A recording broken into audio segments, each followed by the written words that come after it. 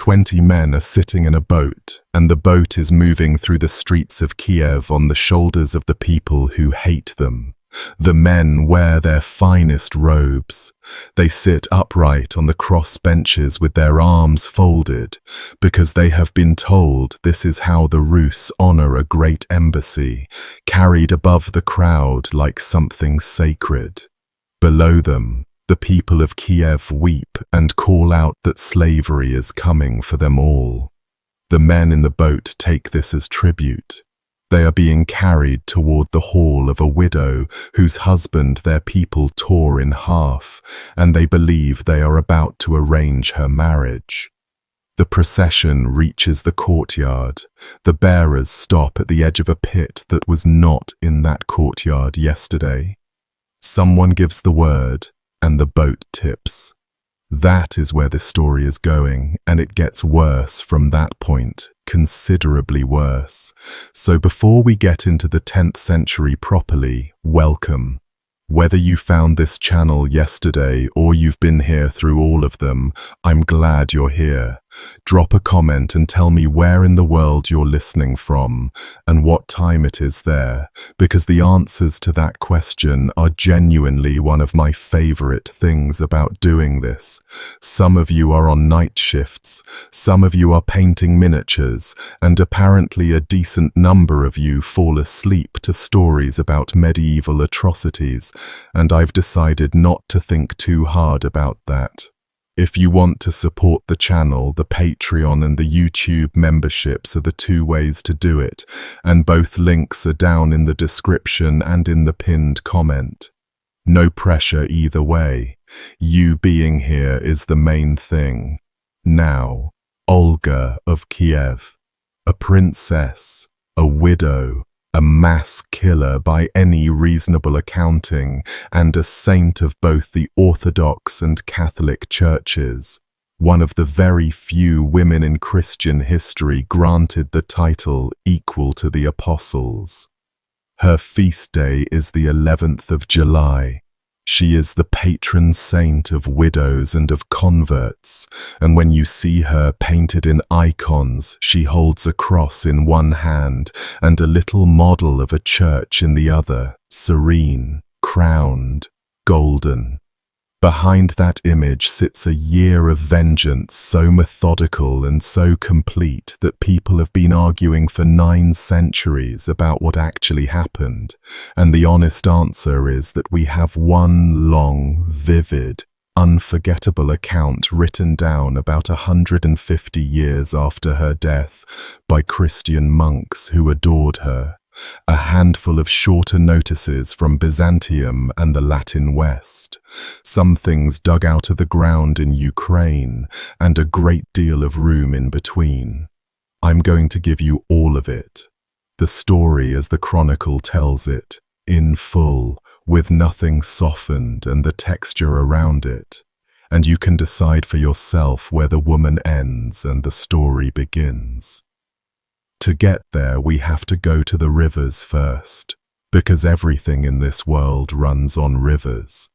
The land we're talking about stretches from the Baltic down to the Black Sea, an enormous sweep of forest and steppe with almost no roads worth the name.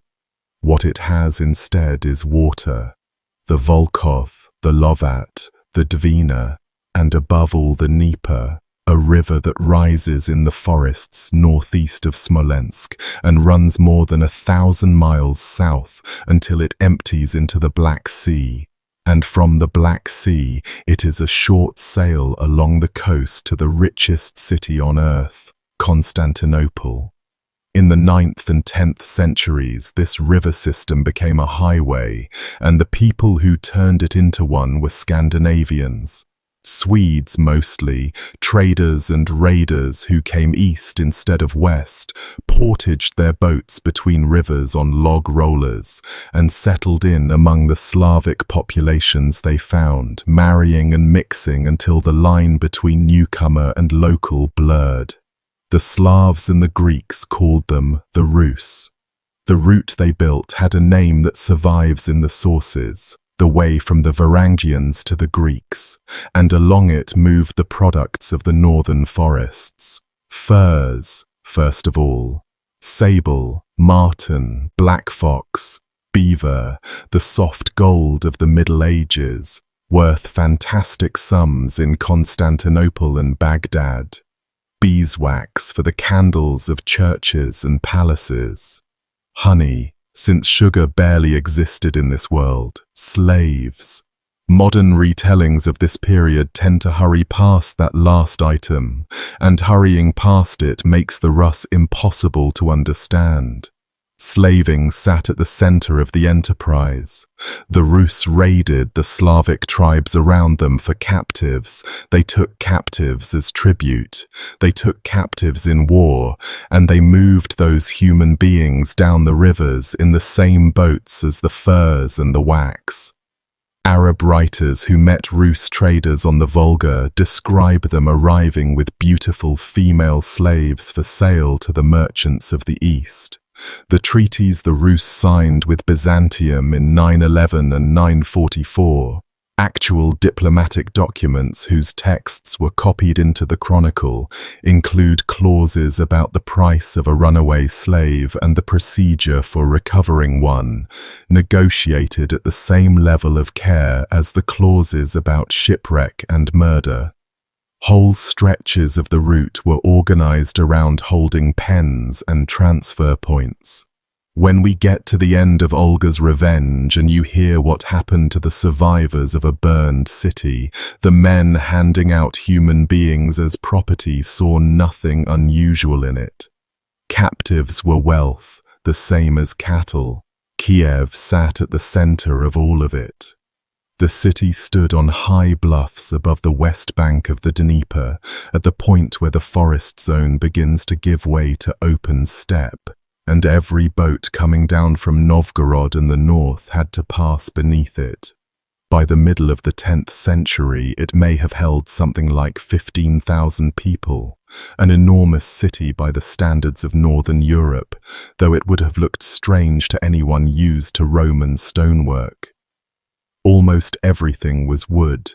Ramparts of earth and timber, palisades, log houses with thatched or shingled roofs, plank walkways over the mud, granaries, boathouses down on the shore at the landing called Borichev. Wood everywhere, and open hearths in every house, and hay stored against the winter, so fire was the constant terror of urban life, feared more than any army. Olga understood that better than anyone who ever lived in one of these towns. Down under the bluffs, along the riverfront at the quarter called the Podil, the city did its business.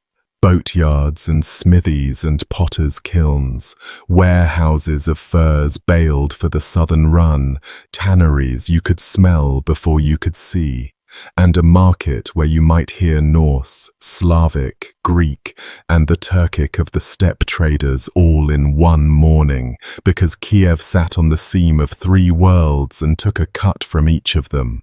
Hordes of Arab silver coins, dirhams struck in Samarkand and Baghdad, turn up buried all over this country, tens of thousands of them, the loose change of the fur and slave business. And a girl in a Kiev market might wear a necklace of those coins pierced and strung, wealth worn on the collarbone. Above the Podil, on the hill, stood the princely quarter, the halls and the pagan shrines and the graves of earlier rulers under their mounds, money below and power above, and Olga is about to work both levels of that town harder than anyone before her. Each spring the city emptied itself into the river. Constantine VII, the Byzantine emperor. We will meet again later in this story because he personally received Olga at his court, wrote a treatise for his son describing exactly how the Rus operation worked, and it is one of the best windows we have into their year. In November, he says, The princes of Kiev set out with all their retinues on the circuit, the winter round, going up into the lands of the tribes who paid them tribute, the Drevlians and the Dregovicians and the Krivicians and the rest, and they spent the whole winter out there living off those tribes and collecting what was owed. In April, when the ice on the Dnieper melted, they came back down, and the subject Slavs, who had spent the winter cutting timber, floated new dugout hulls down to Kiev and sold them to the Rus, who fitted them out with oars and rowlocks salvaged from the old boats. In June, the fleet went south, down through the cataracts of the lower Dnieper, where the boats had to be dragged around rapids while armed men stood guard against the Pecheneg horsemen who haunted the portages waiting to kill them, and on to the Byzantine ports, where the furs and the wax and the honey and the slaves were sold. Then home, and in November the circuit began again. That winter circuit has a name in the sources, the Polyudia, and the Polyudia is the mechanism that kills Olga's husband. A prince arrives in your territory with hundreds of armed men. They live in your villages, eat your food, drink your mead, and take your goods, and the amount they take is set by nothing except custom and their own appetite. If the prince decides this year that he wants more, the only thing standing between your family and destitution is his sense of restraint. The system had no receipts, no fixed quotas, no appeal. It was extraction backed by axes, repeated annually, forever. Most years the tribes swallowed it, because the alternative was war against professional killers. But the resentment out in the forests was real, and it was oldest and deepest among one tribe in particular, the people of the deep woods northwest of Kiev, the Drevlians. Their story and Olga's are about to become the same story. The Drevlians took their name from the old Slavic word for tree. Forest people, in plain terms, and the name fit.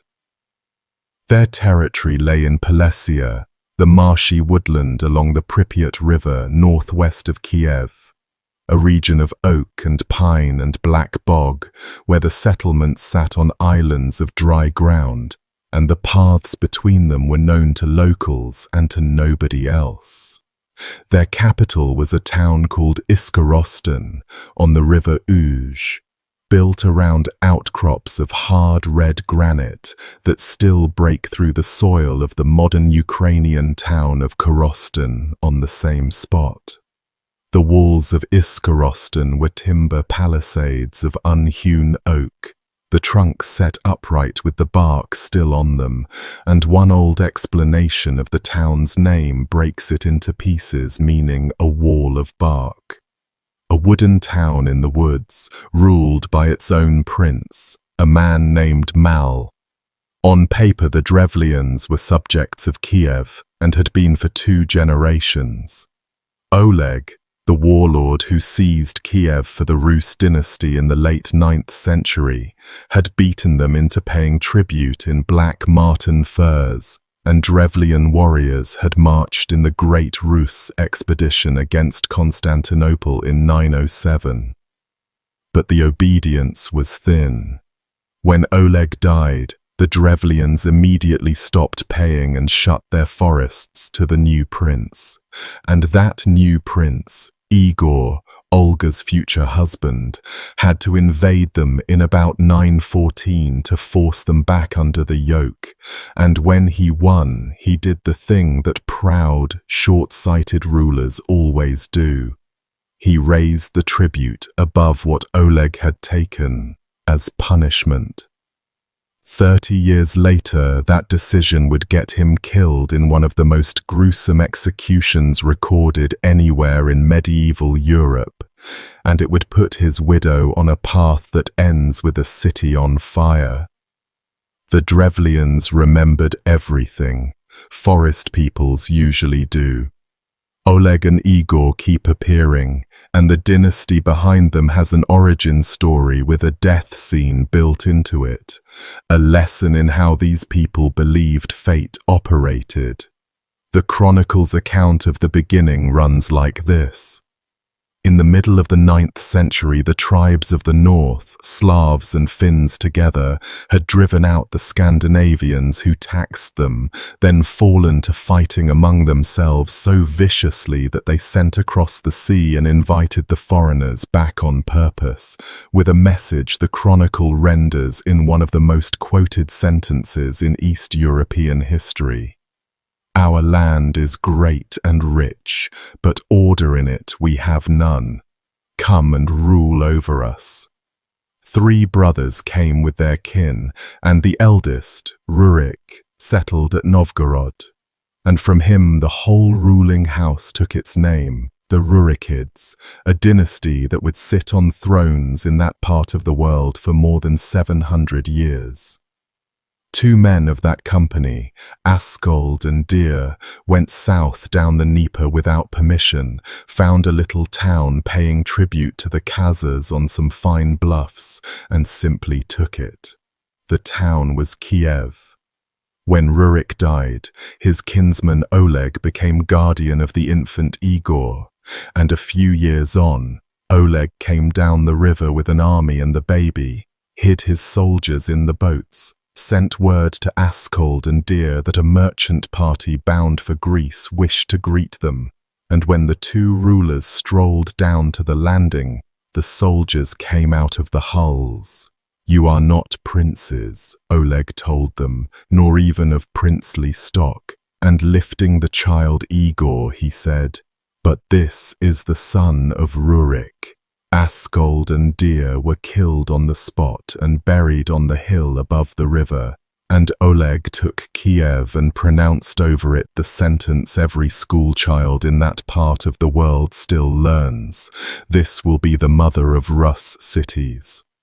Oleg ruled for decades, hammered the tribes into paying, nailed his shield, the story goes, to the gates of Constantinople, and died in a manner the Chronicle relates with obvious relish, because his death is a fable about prophecy.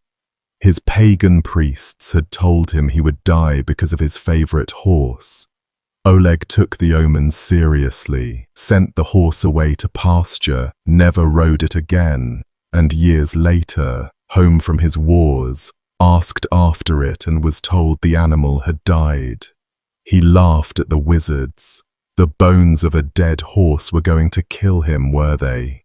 He rode out to see the remains, dismounted, and set his foot on the bleached skull, mocking the prophecy to its face, and a serpent came out of the skull and struck him on the foot, and he sickened from the bite and died. His people mourned him hard and heaped his mound on a hill above Kiev. And the story stuck to the landscape.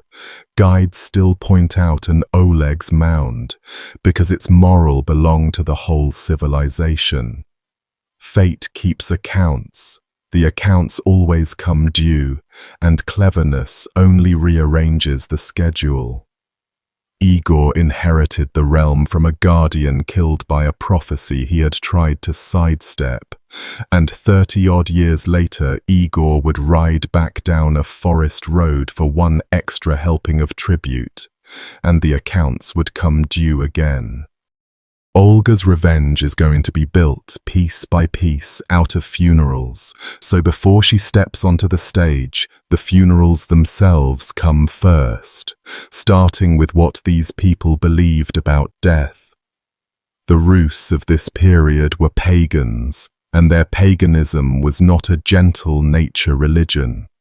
Their great god was Perun, lord of thunder and of war, and when the princes of Kiev swore their treaties with Byzantium, they swore them on their weapons before Perun, calling down on any oath-breaker the fate of dying by his own arms. Alongside Perun, the sources name Volos, god of cattle and wealth, and later a whole company of others, Kors and Dashbog and Stribog and Simargul and Mokosh, whose idols would one day stand on the hill beside the princely palace in Kiev. The chronicle, written by Christian monks who despised all of this, says the people brought their sons and daughters and sacrificed them to these idols, and that the hill was defiled with blood. You can discount some of that as the hostility of monks toward the old religion. On human sacrifice, though, an eyewitness exists. An outsider, a careful and rather squeamish diplomat from Baghdad, watched the Rus kill a girl at a funeral and wrote down every detail. And his account is the darkest and most valuable document we have about this entire world. His name was Ahmad ibn Fadlan. In 921, the Caliph in Baghdad sent an embassy north to the king of the Volga Bulgars, who had asked for religious instruction and money for a fortress, and Ibn Fadlan went along as a secretary. The embassy reached the Bulgar capital on the Volga in May of 922, and while he was there, a party of Rus merchants came down the river to trade, and one of their chieftains died. Ibn Fadlan asked to watch what they did with him. What follows comes from his own account, and I'll warn you now, it is worse than anything Olga is later accused of. When a great man of the Rus dies, Ibn Fadlan says, they lay him in a temporary grave, roofed over, for 10 days while his funeral clothes are cut and sewn. His wealth is gathered and divided into 3 parts. 1/3 goes to his family. 1/3 pays for the garments he will be burned in. The final third is spent on drink, on the alcohol the whole company will consume over those 10 days, drinking day and night, he says, often with a cup in hand until some of them died of it, drunk to the point of senselessness at the graveside of a man they were about to burn. Then the household slaves are gathered, and someone asks which of them will die with him. This was posed as a question, and Ibn Fadlan says it was usually the slave girls who answered. One girl said, "I will." From the moment those words left her mouth, she was not permitted to take them back. One detail from those last days follows every researcher who touches this account home at night. She was weighted on hand and foot, dressed finely, given drink whenever she wanted it, and she went about, in his description, drinking and singing, cheerful and gay, while 2 other slave girls attended her and washed her feet, because she was now something between a bride and an offering. On the day of the burning, the dead man's ship was hauled up out of the river onto a scaffold of wood, and a couch was set on the deck, spread with quilted fabric and cushions of Byzantine silk brocade. An old woman presided over all of it. The Rus called her the Angel of Death, and Ibn Fadlan describes her as a thick-bodied, grim old woman, and it was her trade to prepare the corpse, to sew the garments, and to kill the girl. The dead man was dug up out of his 10-day grave. His body had blackened in the cold ground, but had not, Ibn Fadlan noted with some surprise, begun to stink. They dressed the corpse in trousers and boots and a tunic and a brocade caftan with gold buttons and a brocade cap trimmed with sable, sat him up on the couch among the cushions, and arranged around him bread, meat, onions, intoxicating drink, and sweet basil. Then the killing of the animals began, A dog was cut in two, and the halves thrown into the ship. 2 horses were run until they streamed with sweat, then hacked apart with swords and thrown in piece by piece. 2 cows the same. A rooster and a hen were killed and tossed aboard. The ship was filling up with blood and meat, and the dead man sat in the middle of it, propped on his silks. While this went on, the girl who had volunteered went from tent to tent through the encampment, and the men lay with her, one after another, and each one said to her as he finished, "Tell your master I did this out of love for him." In the afternoon they brought her to a structure like a doorframe standing alone on the ground. Men lifted her on their palms so that she looked over the top of the frame 3 times, and each time she spoke. A Rus bystander translated for Ibn Fadlan. The first time she said, "I see my father and my mother." The second time, "I see all my dead relatives sitting together." The third time, "I see my master seated in paradise, and paradise is green and beautiful, and he is calling me, so take me to him." They gave her a hen. She cut off its head and threw it, and the body was flung into the ship. She took off her bracelets and gave them to the angel of death, and gave her anklets to the old woman's daughters, and then she was taken up onto the ship itself. She was given a cup of the strong drink, and she sang over it a long farewell to her companions, and drank it. Then another cup. Ibn Fadlan says that with the second cup she became confused and frightened, that she wanted to draw the singing out, and that the old woman grew impatient, seized her by the head, and hurried her into the pavilion where the corpse waited. At that moment, the men outside began to beat on their shields with wooden staves. Ibn Fadlan is explicit about why. The drumming was to drown out her screaming, so that the other slave girls listening in the camp would not be terrified out of volunteering when their own time came. Inside the pavilion 6 men lay with her. Then she was stretched out beside the corpse. 2 of the men took hold of her feet. 2 took her hands. The old woman looped a cord around her neck and handed the ends to the last 2 men to pull.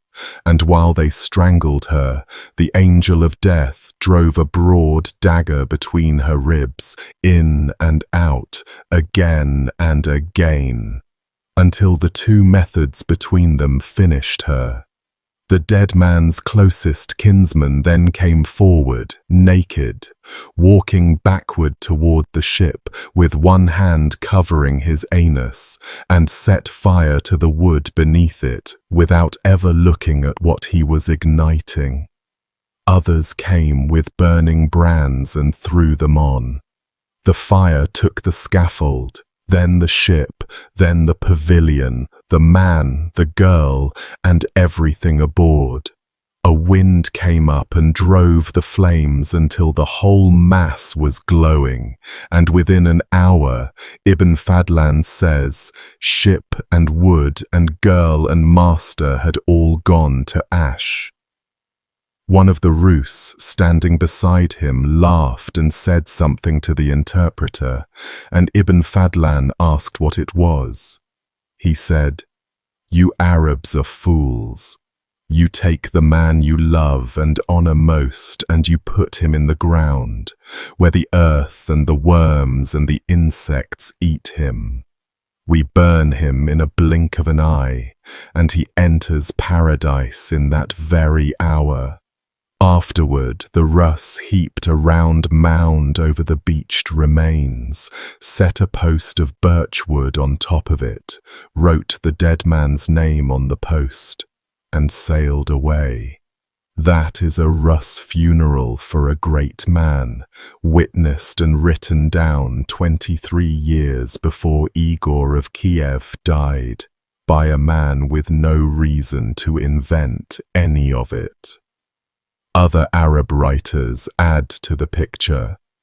Al-Masudi, writing around the same decades, says that among the Rus, when a man died, his wife was burned alive with him, and that if the man died unmarried, they married him after his death, the women going willingly into the fire, as he understood it, out of desire to enter paradise beside their men.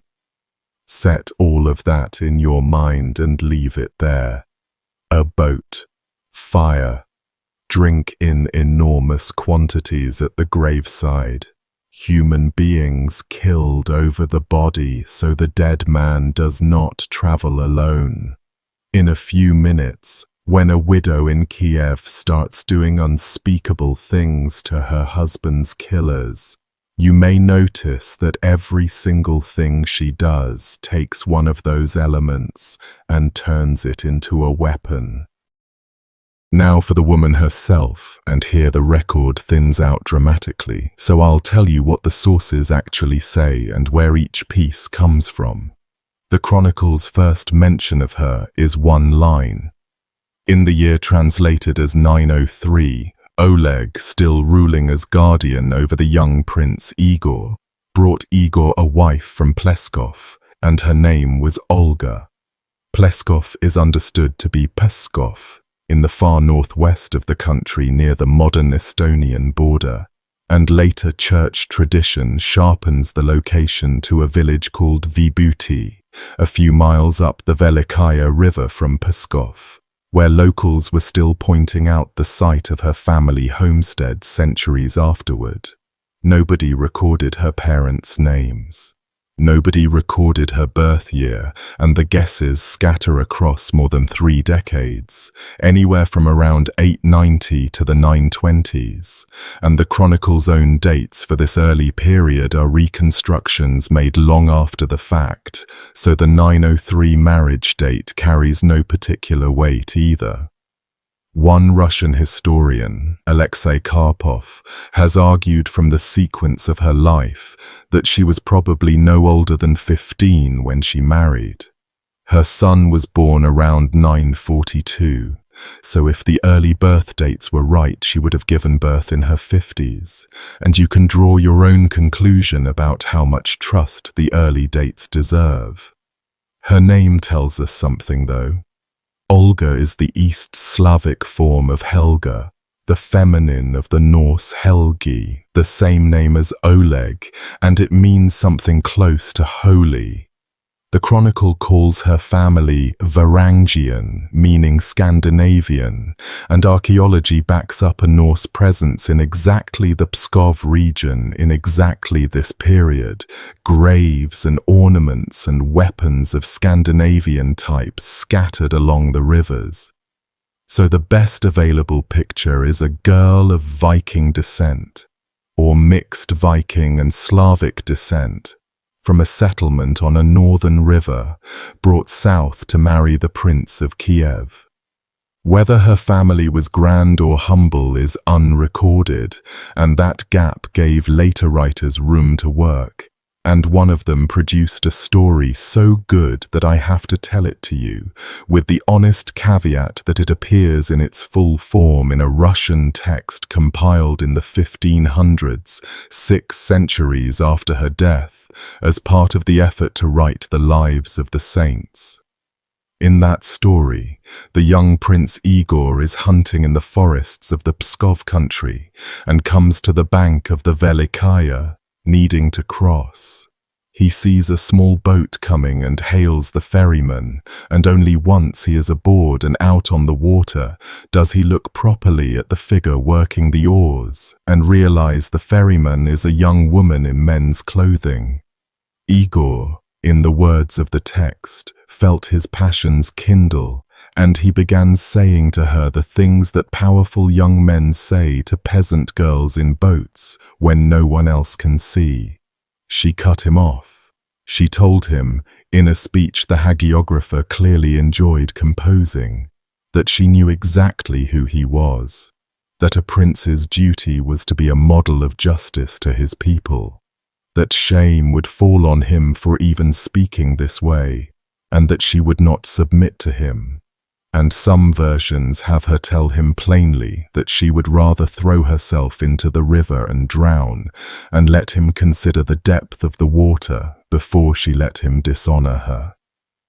Igor, stunned into silence by a teenage ferry girl, crossed the river and went away without another word. Years later, the story goes, when it came time to find him a bride and the beauties of the realm were gathered, he refused all of them and sent for the girl on the Velikaya. Make of that what you will.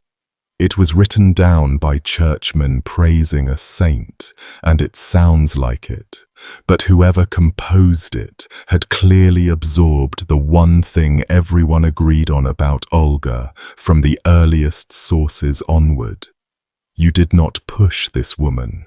Men who tried had a way of regretting it. She came to Kiev then and married Igor and promptly disappears from the record for 4 decades because the chroniclers had no interest in a wife doing wifely things. The years that follow belong to her husband, and they tell you what manner of man he was. Igor took full power after Oleg's death, crushed the Drevlian revolt we've already talked about, fought the Pecheneg nomads who had newly arrived on the steppe to his south, and in 941 launched a massive raid on Constantinople itself, hundreds of boats down the coast of the Black Sea. It ended in catastrophe. The Byzantine navy met the Rus fleet with Greek fire, the empire's petroleum-based incendiary weapon projected from siphons mounted on the prows of their warships, and it clung to wood and to skin, and it burned on the surface of the sea itself. Rus survivors described flames coming down on them like lightning from heaven. Men in armor jumped from burning boats and went straight to the bottom. Men who could swim burned in the water as they swam.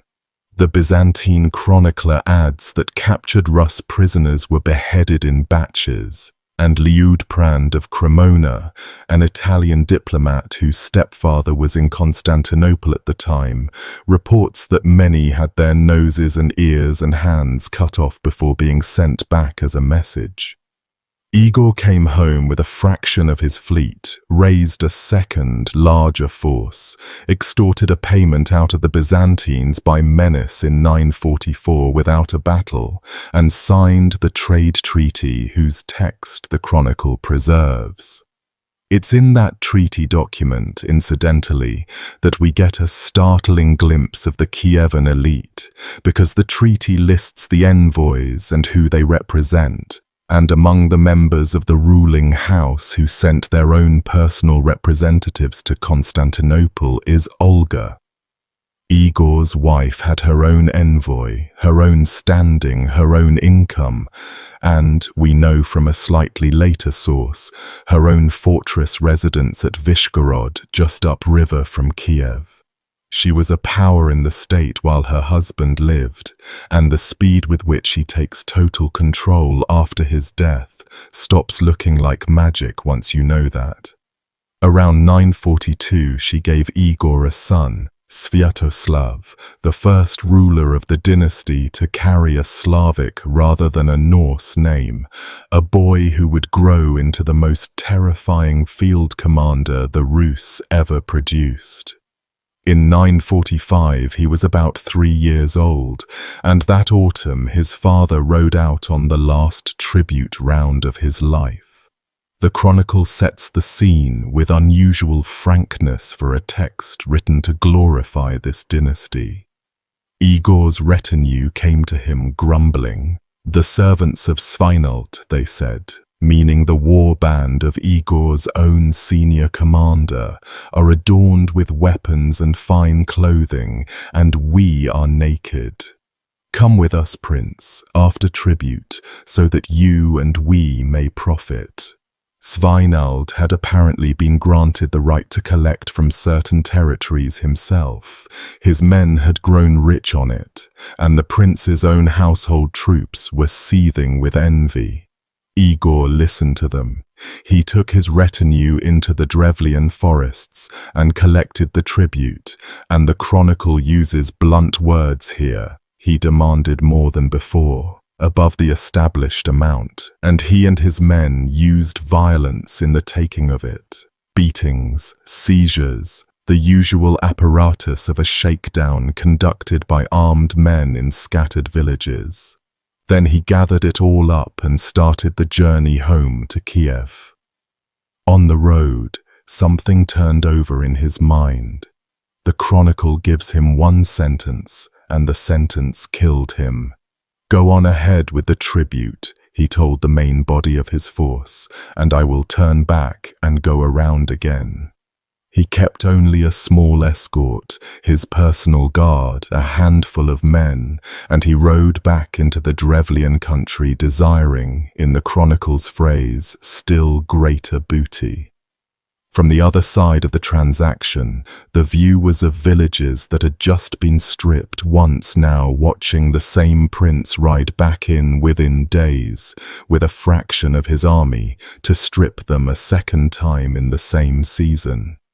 Word ran ahead of him to Iskorosten, and the Drevlians held a council with their prince, Mal. The chronicle records their deliberation, and whoever composed it gave the Drevlians the most reasonable speech in the whole episode. "If a wolf comes among the sheep," they said, "he will carry off the whole flock, one by one, unless he is killed. So it is with this man. If we do not kill him now, he will destroy us all." They sent to Igor asking why he was coming again, since he had taken all the tribute already. He kept coming. So the men of Iskorosten came out of their wooden town and met him, and they slaughtered his little escort, and they took the Prince of Kiev alive. What they did with him comes to us from a Byzantine source rather than the Kievan one, from the historian Leo the Deacon, a Greek born around 950, who wrote within living memory of these events, and who mentions Igor's death in passing, in a speech where a later emperor throws it in the face of Igor's son. The Drevlians, Leo says, bent down 2 birch trees. Young birches, supple enough to be hauled over by ropes and muscle, strong enough that a bent trunk stores the force of a siege engine. They brought the trees' tops down to the ground, tied one of the prince's legs to each tree, and let go. The trunk sprang upright. Igor's body followed them, one leg to each, and he came apart. A human pelvis will resist for a moment, and only a moment, against that quantity of force. The hip joints separate, the pelvic ring fractures, the great vessels along the spine tear open, and the body rips upward through the groin and abdomen, and a man may remain conscious for the beginning of it. Each birch snapped back to vertical, carrying part of the Prince of Kiev with it. That is how the ruler of the largest realm in Europe ended, in a forest clearing, hoisted into the air in 2 directions at once by his own subjects. And the Drevlians buried what came down near Iskorosten and heaped a mound over it, and the chronicler notes that the grave was still being pointed out in his own day, a century and a half later. A modern scholar, D. Sullivan, has observed that Leo may have reached for a famous classical image here, the robber Sinis of Greek myth, who tore travellers apart between bent pines until Theseus did the same to him, and possibly the Greek historian dressed a plainer killing in literary clothes. The Kievan Chronicle says only that the Drevlians killed Igor and buried him there. Both accounts agree on the essential fact. The Drevlians killed the prince on their own ground, and they were not sorry, and they had a plan for what came next. The plan was Olga. Look at the position from Iskorosten in the winter of 945 to 946, and you can follow the logic without much effort. The Prince of Kiev was dead. His heir was a toddler. The regent was a woman, and in the world of the Rus, where authority rested on the personal loyalty of armed men to a war leader, a widow with a 3-year-old looked like an inheritance waiting to be claimed. Steppe and Norse custom both offered a mechanism for claiming it. Marry the widow, absorb the realm, and raise the boy under your own roof, where he could be controlled or quietly disposed of, whichever proved convenient. The chronicle puts it in the Drevlians' own mouths with chilling economy. See, we have killed the Prince of Rus. Let us take his wife Olga for our Prince Mal, and then we shall obtain possession of Sviatoslav and work our will upon him. Work our will upon him. 5 words covering the fate of a small boy, and every parent listening to this knows exactly how wide those 5 words open. Whether this was arrogance or standard diplomacy depends on where you stand. Killing a tyrant and marrying his widow to your own prince was a recognized way of settling a war in this world, and the Drevlians may genuinely have believed they were offering an honorable resolution. Mal himself is a shadow in the sources. His name survives, and a town northwest of Kiev called Malin is traditionally connected to him, and later foreign texts mangle him into names like Maldit. And beyond that, the record holds only a name and whatever his envoys said on his behalf. Those envoys were now chosen.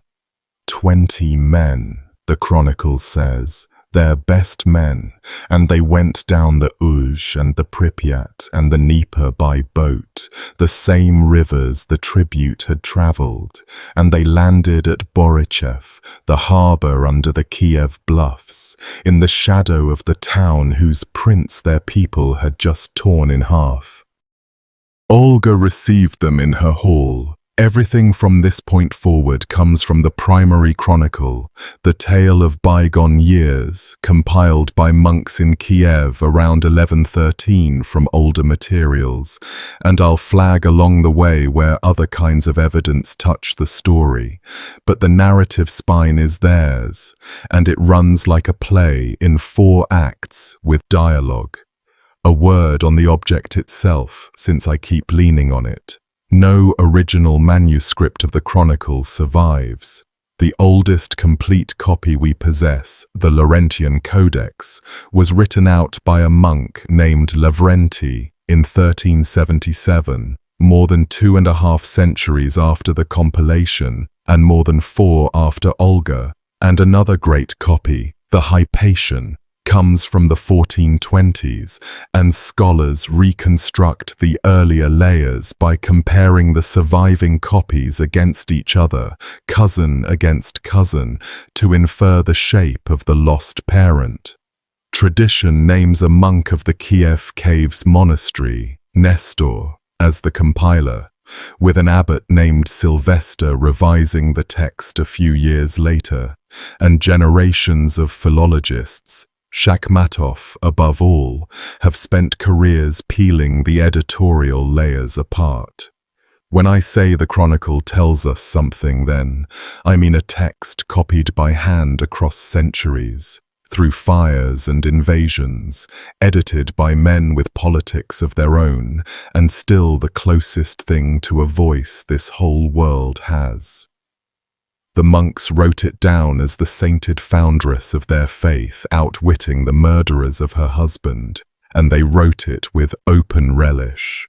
Judge the tellers as you go. Here is what they tell. She welcomed the envoys and asked why they had come, and they answered with a speech that manages to be both a confession and a proposal in the same breath.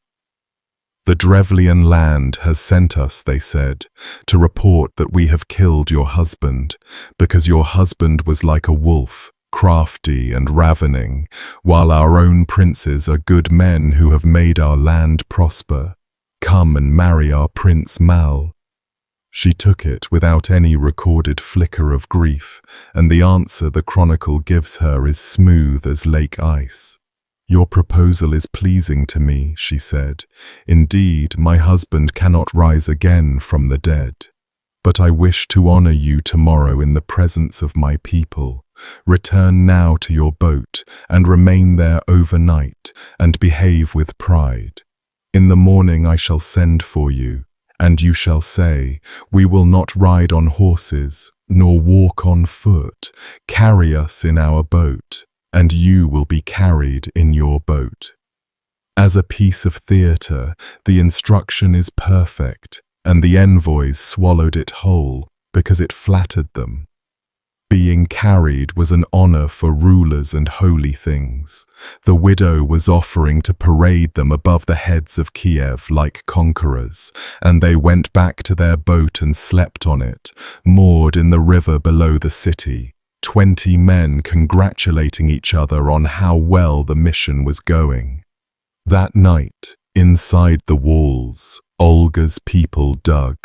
Out beyond the town, by the great hall of the princely compound, they opened a trench in the frozen ground, deep and wide, sized for what it had to receive, and the work was finished by morning and presumably screened from the river, because when her messengers came down to the shore at daybreak, the envoys suspected nothing. The Kievans said, "Olga summons you to the great honor she promised." The envoys gave the answer they had been coached to give, word for word.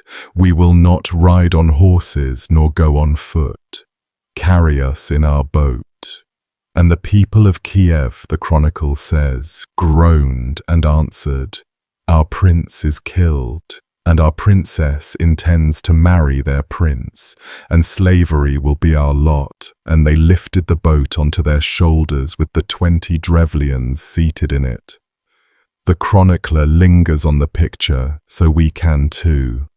The envoys sat on the cross benches in their great robes, puffed up with pride as the text has it, ornamented, arms folded, borne aloft through a weeping city they believed they had conquered by a single killing in the woods. The crowd's grief sounded, to them, like the sound of winning. The procession climbed from the river, passed through the town, came out to the compound and the hall, approached the open trench, and the bearers walked to its edge and threw the whole thing in. Boat, benches, robes, men, a drop into a deep pit with a boat landing on and among you breaks bones on its own. But the chronicle wants you to know the men in that pit were alive, conscious and able to speak, because Olga walked to the rim and leaned over the edge. She looked down at the wreckage of the embassy, at 20 men tangled with their vessel at the bottom of a hole, and she asked them a question. Whether they found the honor to their taste. Someone down there answered her, and the reply the monks preserved has a horror all its own, because it means the men understood, in that moment, exactly what was being done to them and exactly why. They called back up to her, "This is worse to us than the death of Igor." She had them buried alive. Her people took up shovels and filled the trench in on top of them. Frozen earth first in clods, then a rain of loose soil, coming down on faces and open mouths. And I will spare nothing here, because the sources chose this death deliberately, and its details are the point. Men at the bottom of a boat under falling earth die slowly and in layers. Soil pins the limbs first. then the chest, and each exhalation lets the weight settle tighter, so that the next breath comes shallower than the last, and a buried ribcage cannot expand at all, so the end is suffocation under pressure, in the dark, with dirt packing the nose and the throat of any man still gasping, and the boat's timbers holding open little pockets of air here and there that prolong the whole affair for whoever landed beneath them. Above ground, the surface of the fill settles and shifts for a while and stops. Kiev went about its day. Somewhere under the courtyard by the hall lay the answer to Prince Mal's proposal. And the genius of the thing, the cold, administrative genius, was that Mal could not know. His 20 best men had gone to Kiev by boat, and boats travel slowly, and winters are long, and no word came back, because Olga made sure no word came back. Instead came her own messengers, riding to Iskorosten with an invitation. "If you truly want me for your prince," her message ran, "then send me your most distinguished men, so that I may come to you with proper honor, for otherwise the people of Kiev will never let me go." Reasonable, flattering, exactly the message a willing bride constrained by protocol would send. Mal heard it, believed it, and gathered the second embassy, and the chronicle is specific about who these men were, the best men who governed the land of Dreva, the elders and magnates of the nation itself, the men who ran its districts, dispatched together in one party to escort a bride. They traveled the winter roads to Kiev, and Olga received the news of their arrival and gave the order any hostess of standing would give. "Heat the bathhouse for the honored guests, so they may wash off the journey and appear before me refreshed." Bathing culture ran deep among the Rus. The Bania appears in the Chronicle's very first pages, where the apostle Andrew, touring the country in legend, marvels at wooden bathhouses heated until men glow red, whip themselves with branches, and douse themselves in cold water, calling it a form of voluntary torment. A 10th century bania was a low, tight log structure, purpose-built to trap heat, with a stone hearth stoked from within or without, benches in tiers, small or non-existent windows, and one door. Guests bathed before audiences the way we would dress for one. The Drevlian magnates entered, all of them together, stripped, settled onto the benches in the steam, and heard the door close behind them. Then they heard whatever a bar dropping across a door from the outside sounds like from the inside. On Olga's order, her men fired the building from the doorway. Dry pine logs, resin in the walls, a stoked hearth already inside, straw and kindling piled at the threshold. The bathhouse went up like a lamp. For the men inside, naked in the dark, the sequence is short, and it is terrible. Smoke first, punching down from the roof space, blinding and strangling at the same time. Heat next, rising past anything survivable within a couple of minutes, cooking the airway shut from the first inhalation of it, searing the lungs from the inside, so that many men in burning buildings are dead of scorched airways and carbon monoxide before flame ever touches them, and those are the fortunate ones. The rest burn, fists hammering on a barred door, bodies piling at the threshold where the air was last breathable, and the fire eating inward through the one wall they were all pressed against. A bathhouse is small. It would have been over in minutes, and the fire would have burned all day, down to a bed of coals with the governing class of the Drevlians inside it. And when it cooled, there was nothing to send back to Iskorosten, and once again, Nothing was sent. As far as Prince Mal knew, his elders were feasting in Kiev, and his bride was preparing to travel. Her third message was already on the road. That third message asked for a funeral. "I am coming to you now," Olga wrote to the Drevlians, "so prepare great quantities of mead in the town where you killed my husband, that I may weep over his grave and hold a funeral feast for him." On its face, another entirely proper request. Igor lay in a mound outside Iskorosten, unmourned by his own family, and a widow coming to weep at the grave and hold the trizna, the great funeral banquet owed to a dead prince, was fulfilling the most basic obligation of her religion and her rank.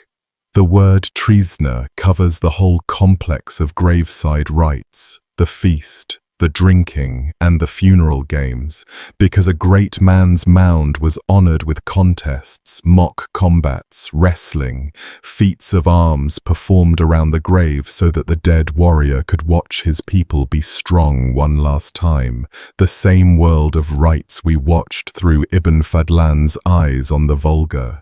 A proper trizna might run for days, and the louder and drunker it ran, the greater the honor to the man under the mound. The Drevlians heard the request as a sign that the marriage was truly going forward, that the past was being ritually closed so the future could open. They brewed. Mead in great quantities takes honey in great quantities, and the Drevlian forests were rich in wild hives, and the town set to fermenting a welcome for its incoming princess.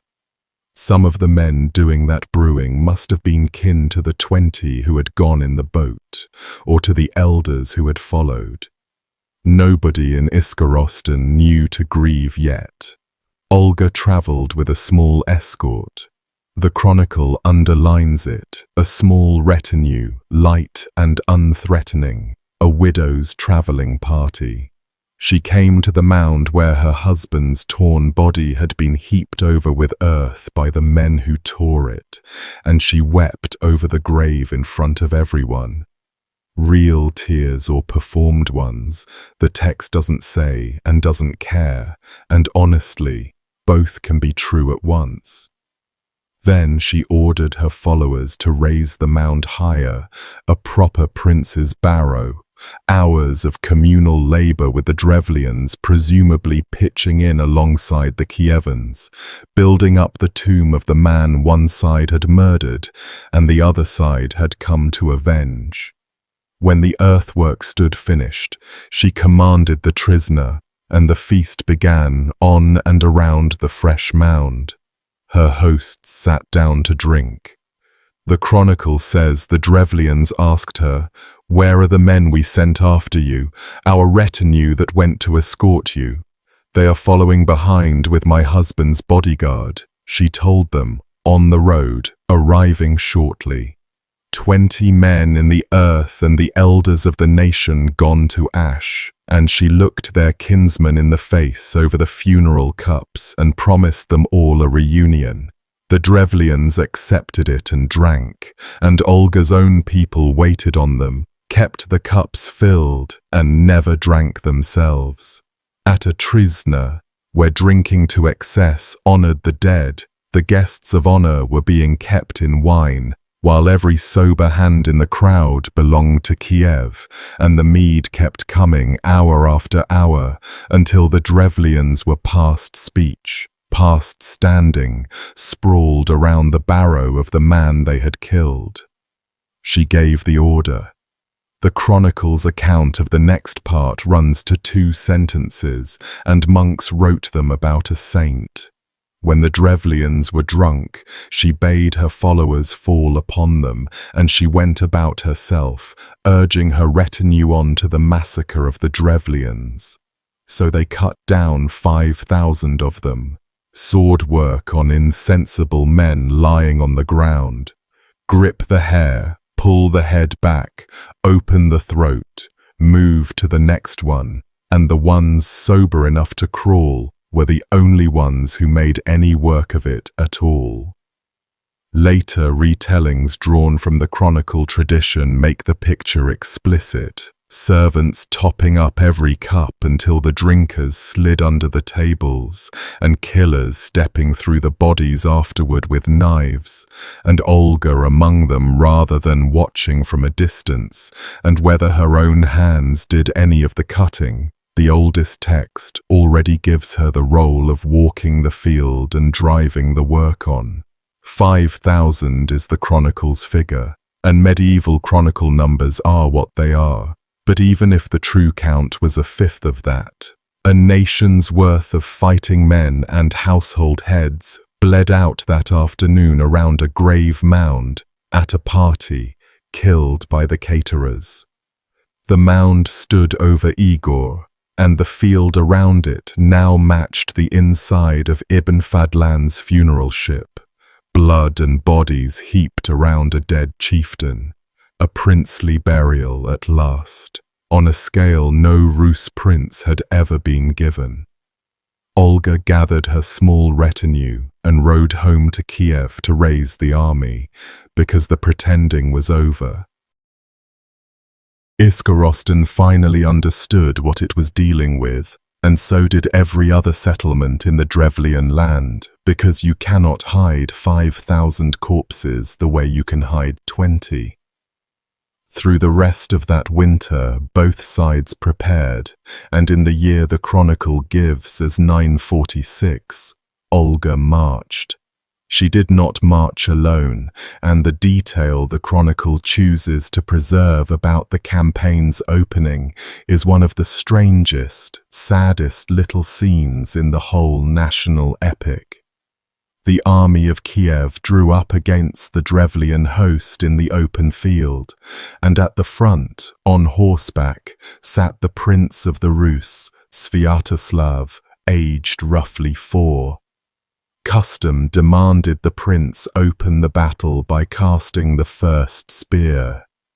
The child threw his spear. It cleared his horse's ears and fell to the ground at the animal's feet, a toddler's throw, and Svinold and Asmund, the boy's commander and his tutor, called out to the army, "The prince has already begun. Follow the prince, retinue." The men charged behind the 4-year-old spear cast, and the men were professionals. A Kievan Druzina warrior of this period, and the graves of them have been excavated by the 100, went into a fight in a mail shirt or lamella armor behind a round or almond shield, with a Frankish patterned sword worth a farm, a bearded fighting axe, and a spear, a full-time killer equipped from the profits of the fur and slave trade, facing tribal levies of farmers and foresters called up from their villages with whatever hung on the wall. The field battle followed the usual script. The Drevlian host broke, and the survivors fled and shut themselves inside their towns. The smaller towns fell or submitted one after another through the campaigning season. Iskorosten held, and Iskorosten was always going to hold hardest because its people had done the actual killing of Igor, and every man, woman and child inside those bark-covered oak walls understood, after the boat and the bathhouse and the barrow, exactly how surrender would go for them. Fear held that town together better than any oath. Olga settled down to besiege it, and the siege ran for a year. A year outside the walls of a timber town in the Pripyat forests, and a year inside them. Sieges in this period were less about assault than about strangulation, and a besieged wooden town strangles in a particular order. The livestock go first, eaten before they starve. Then the grain stores, measured out in shrinking rations by whoever has armed men enough to control the granary. Then the horses, the dogs, the cats, the leather boiled off shields and belts, the bark and straw ground into bread, and infants at the breasts of mothers who no longer produce milk, and the elderly dying quietly in the dark of the houses, because the young get fed first when a town decides who is worth keeping alive. Waste piles up, wells foul, disease moves faster than hunger, and typhus and dysentery in a packed town kill on a schedule of days. Somewhere out beyond arrow range sat the army of Kiev, eating regular meals and waiting, with the widow in the middle of the camp, and she had already shown a gift for patience measured in months. After a year of this, with the town gaunt but the walls unbreached, she sent in a message, and her opening line, given everything you now know about her messages, is almost unbearable.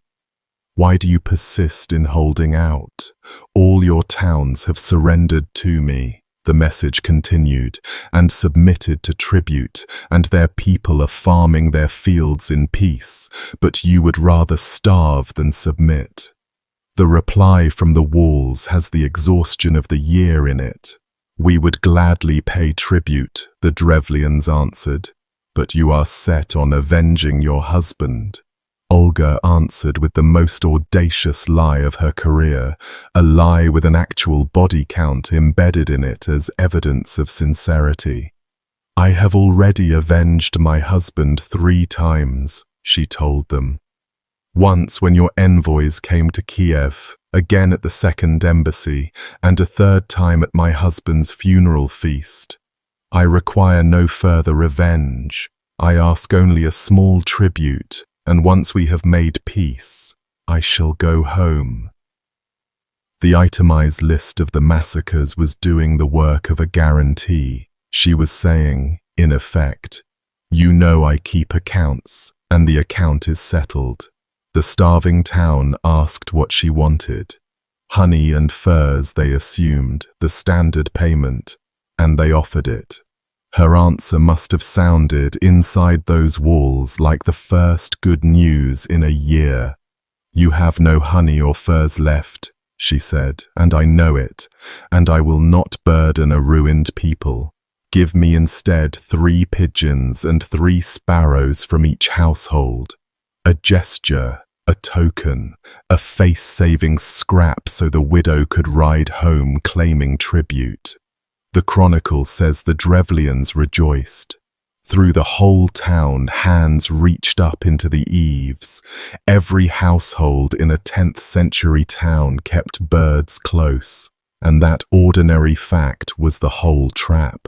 Pigeons roosted in dovecotes and under the eaves. Sparrows nested in the thatch itself, in the gaps of log walls, in the hay mows and byres.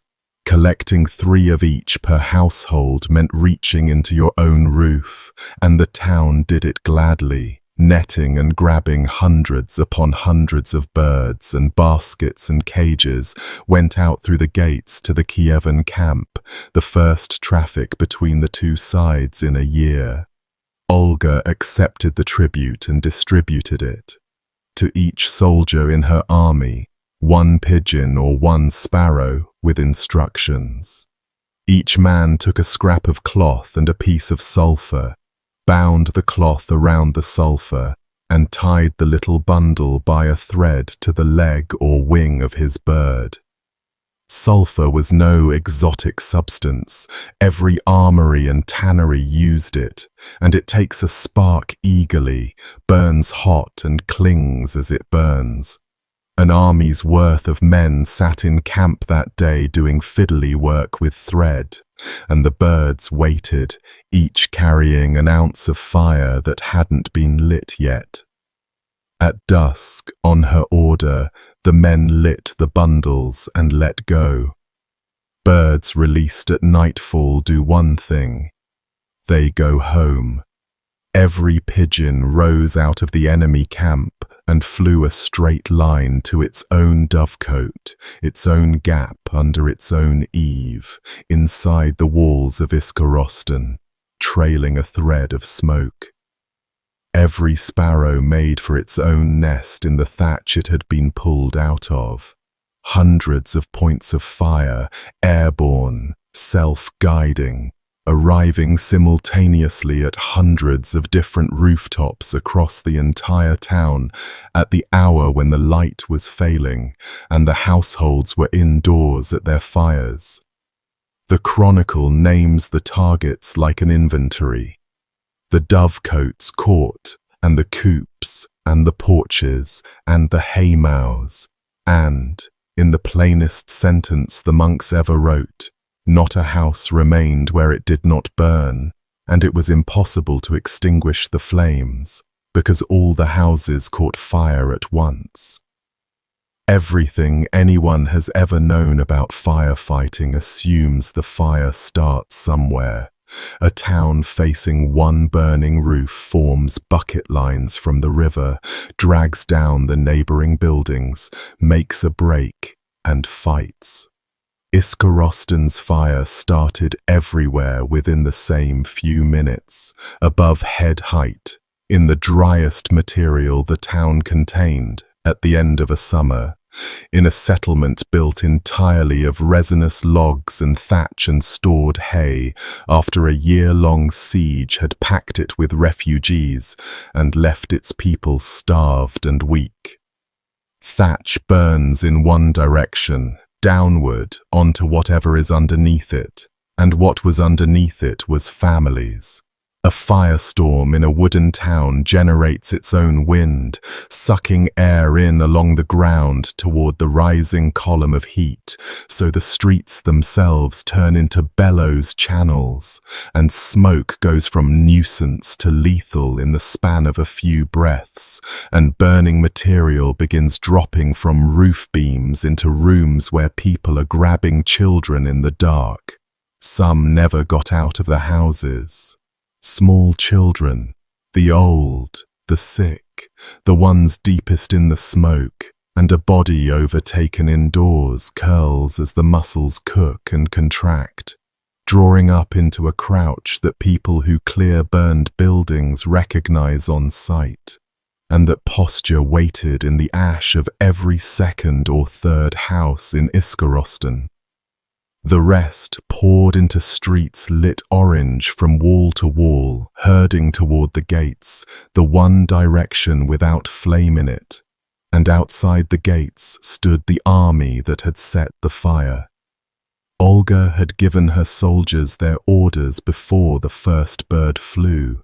The people fled the burning town, and she commanded her men to catch them, and the word the chronicle uses really is catch, the verb for game and runaways.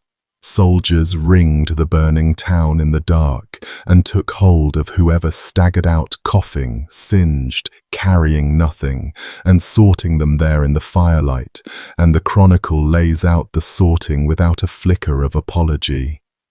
The elders of the city she seized as her prisoners, and some of the rest she killed, and some she gave as slaves to her followers, and the remnant she left to pay tribute. Each clause of that sentence is a human category. The elders, the leadership that had approved the wolf speech and the killing in the woods, taken alive and taken away, and what was done with them afterward, the text leaves in the dark, and given the record so far, the dark is not comforting. The killed, cut down at the gates of their own burning homes, chosen for death by whatever standard the men doing the sorting applied, and armies doing this work in every century tend to kill the men of fighting age first. The enslaved, handed out on the spot as payment to the army, wives and daughters and sons of Iskorosten becoming property in an evening, walking off tied behind the horses of the men who had burned their town, bound for households in Kiev or for the boats south, where the markets of Constantinople paid silver for exactly this merchandise. And a year from now, some girl who reached up into her family's eaves for sparrows would be sold on a stone quay 1,000 miles from the Uge. The remnant, the leftover, allowed to keep living on the ash, so that the ash would still generate revenue. The revenue was reorganized on the spot. On the survivors and on the whole Drevlian land, Olga laid a heavy tribute, and the chronicle specifies its division. 2/3 of it went to Kiev, to the state. 1/3 went to Vyshgorod, her own personal fortress and treasury, because Vyshgorod, the text notes, was Olga's own city. The widow billed the destruction to the destroyed and kept 1/3 of the invoice for herself.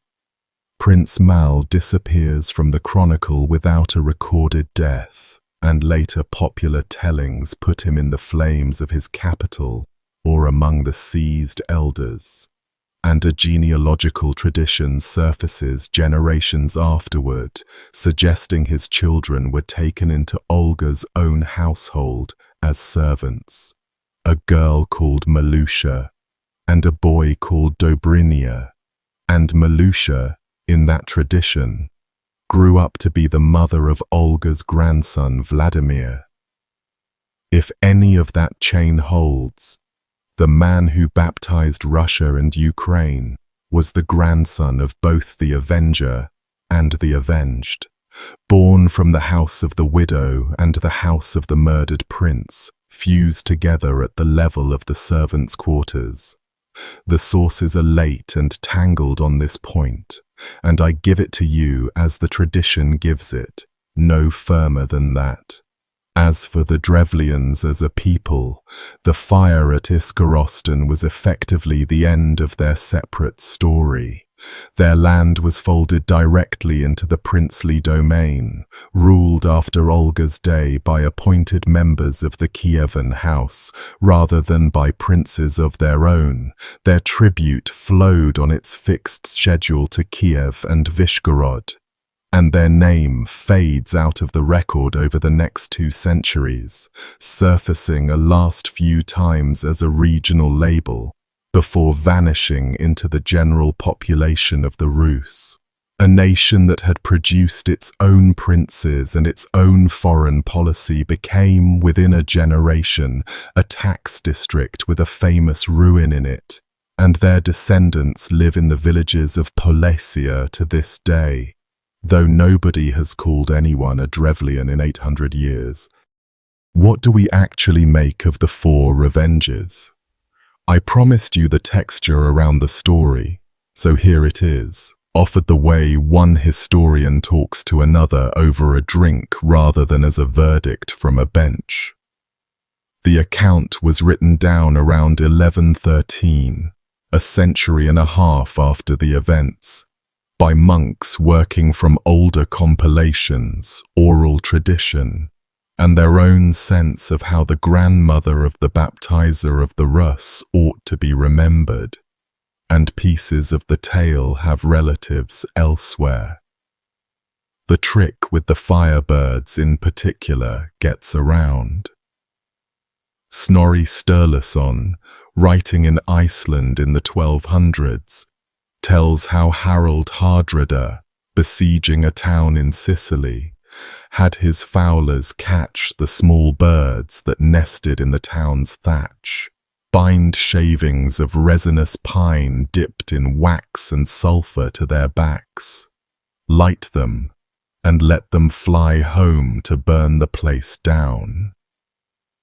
Nearly the same stratagem attaches to Guthrum the Dane in England, to the Norman Robert Guiscard in the Mediterranean, and, in a Mongolian chronicle composed in the 1600s, to Genghis Khan against a Tangut city, with swallows and cats carrying the fire. When one clever trick appears in the biographies of 6 different conquerors across 5 centuries, storytellers are clearly in the room, and one of the great early scholars of the chronicle, Alexei Shakhmatov, concluded from the layers of the text that the bird episode entered it late, added by an editor around 1110, while the first 3 revenges had been written down decades earlier. Set against that, the ground itself has something to say. Archaeologists digging the oldest part of modern Korosten, on the granite above the Uj where Iskorosten stood, found a wealthy, fortified settlement of exactly this period, strewn with Scandinavian ornaments, Byzantine imports, and Slavic wares, and that settlement burned down in a destruction layer dated to Olga's own era, and the excavator, Fedir Androshchuk, argued that even the most storybook episode in the account has a core of something that really happened to a real town. A fire ended Iskorosten in the mid-10th century, in other words, and how the fire arrived, on wings or on the end of an ordinary torch, after the walls came down, the ash does not record. Other scholars pull at other threads. The historian and novelist Boris Akunin points out that Iskorosten sits about 2 days' ride from Kiev, close enough that 20 envoys could hardly vanish there without word leaking back, and finds only the first revenge plausible as event. And a whole line of researchers running from Dmitry Likachev through Boris Rybakov to Alexander Koptev has noticed the thing you noticed an hour ago if you were paying attention to Ibn Fadlan. The first embassy dies in a boat in the earth. The second dies by fire. The third dies at the Trizna, the funeral feast, around the mound. A boat burial, a cremation, a graveside slaughter with drink, the exact components of a great man's funeral among the pagan Rus, administered one component at a time to the killers, as though Igor, denied his rights by the manner of his death, was being given them at last with his enemies playing the part of the sacrificed slave girl. In that light, the story looks, to those scholars, like a description, maybe garbled, maybe stylized, of a widow conducting the largest funeral sacrifice in the history of her religion. The monks who preserved it were Christians praising a Christian saint, and they may not have fully recognized what the old material in front of them was describing. You now know everything the arguing parties know. Sit with whichever version of her you find more believable or more frightening, because from this point forward, the record firms up considerably, and the woman it shows is entirely consistent with either one. What Olga did after the fire tells you as much about her as the fire does, and in some ways it impresses the historians more because this part left physical traces. She had just watched up close what the old tribute system produced. Her husband's greed had provoked a rising. The rising had cost her a husband and the realm a year of war, and a proud tribe was now a burned ruin paying punitive rates, and none of it had been necessary. Through 946 and 947, in answer, she toured her own realm the way a new manager tours a badly run company, and she rebuilt the machinery of extraction from the ground up. across the Drevlian land, and then north along the Mimster and the Luga, and through the Novgorod and Pskov country of her own childhood, she established what the chronicle calls pogosti, fixed stations, fortified points that served as permanent centers for trade and tribute collection, and she set uroki, fixed quotas, stated amounts due at stated places at stated times. A village now knew, in advance, exactly what it owed and where to deliver it, and the roving winter horde with its open-ended appetite was finished, along with the prince who doubles back on a whim for a second helping. Assessment replaced improvisation, and a boundary appeared, visible to both sides, between what the state could take and what it could not, the first attempt anybody in that part of the world had made at the rule of law in taxation, imposed by a woman who also dealt in slaves. And both of those facts about her hold true at once.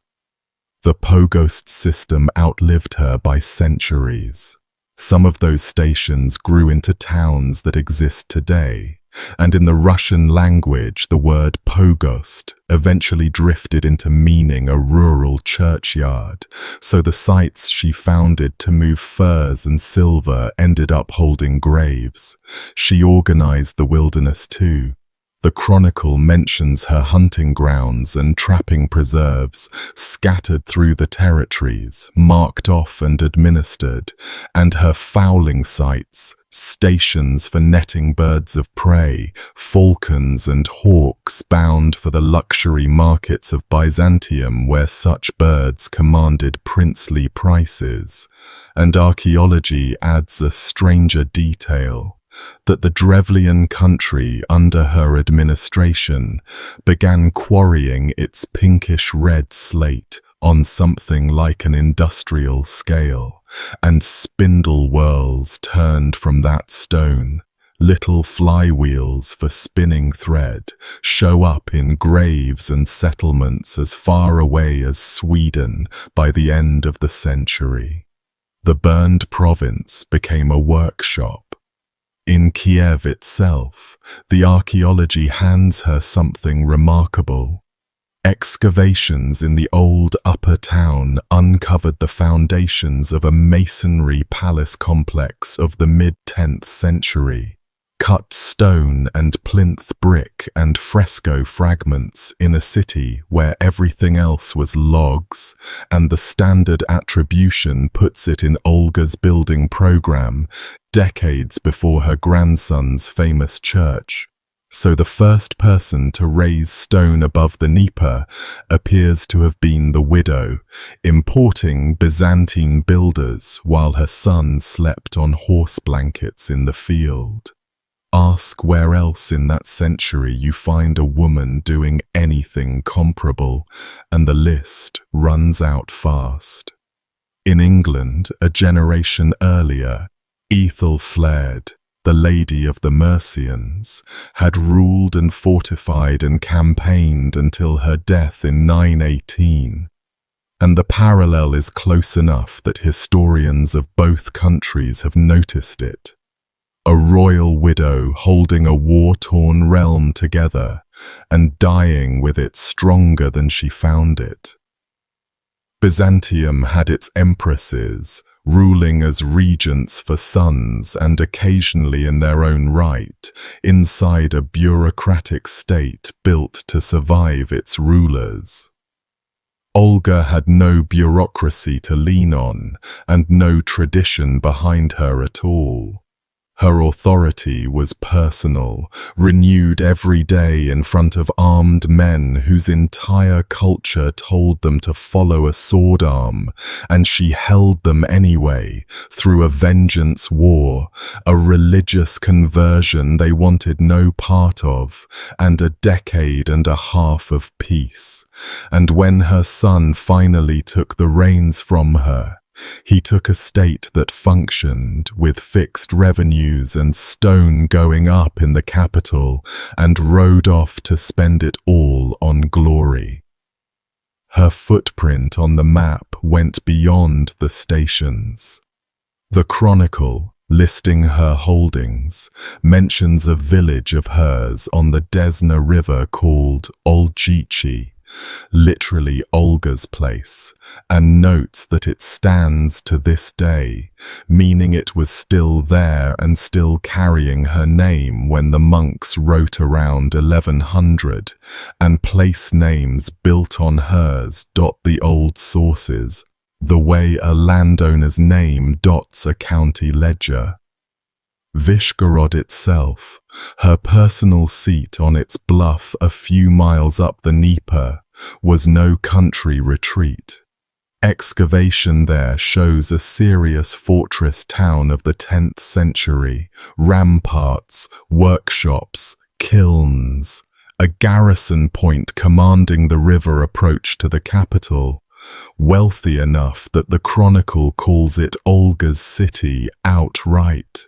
Vyshgorod took in her third of the Drevlian payments and whatever else her estates produced, and she governed from there and from Kiev as regent, formally on behalf of Sviatoslav, in practice as sovereign in everything except title, for something like 15 years.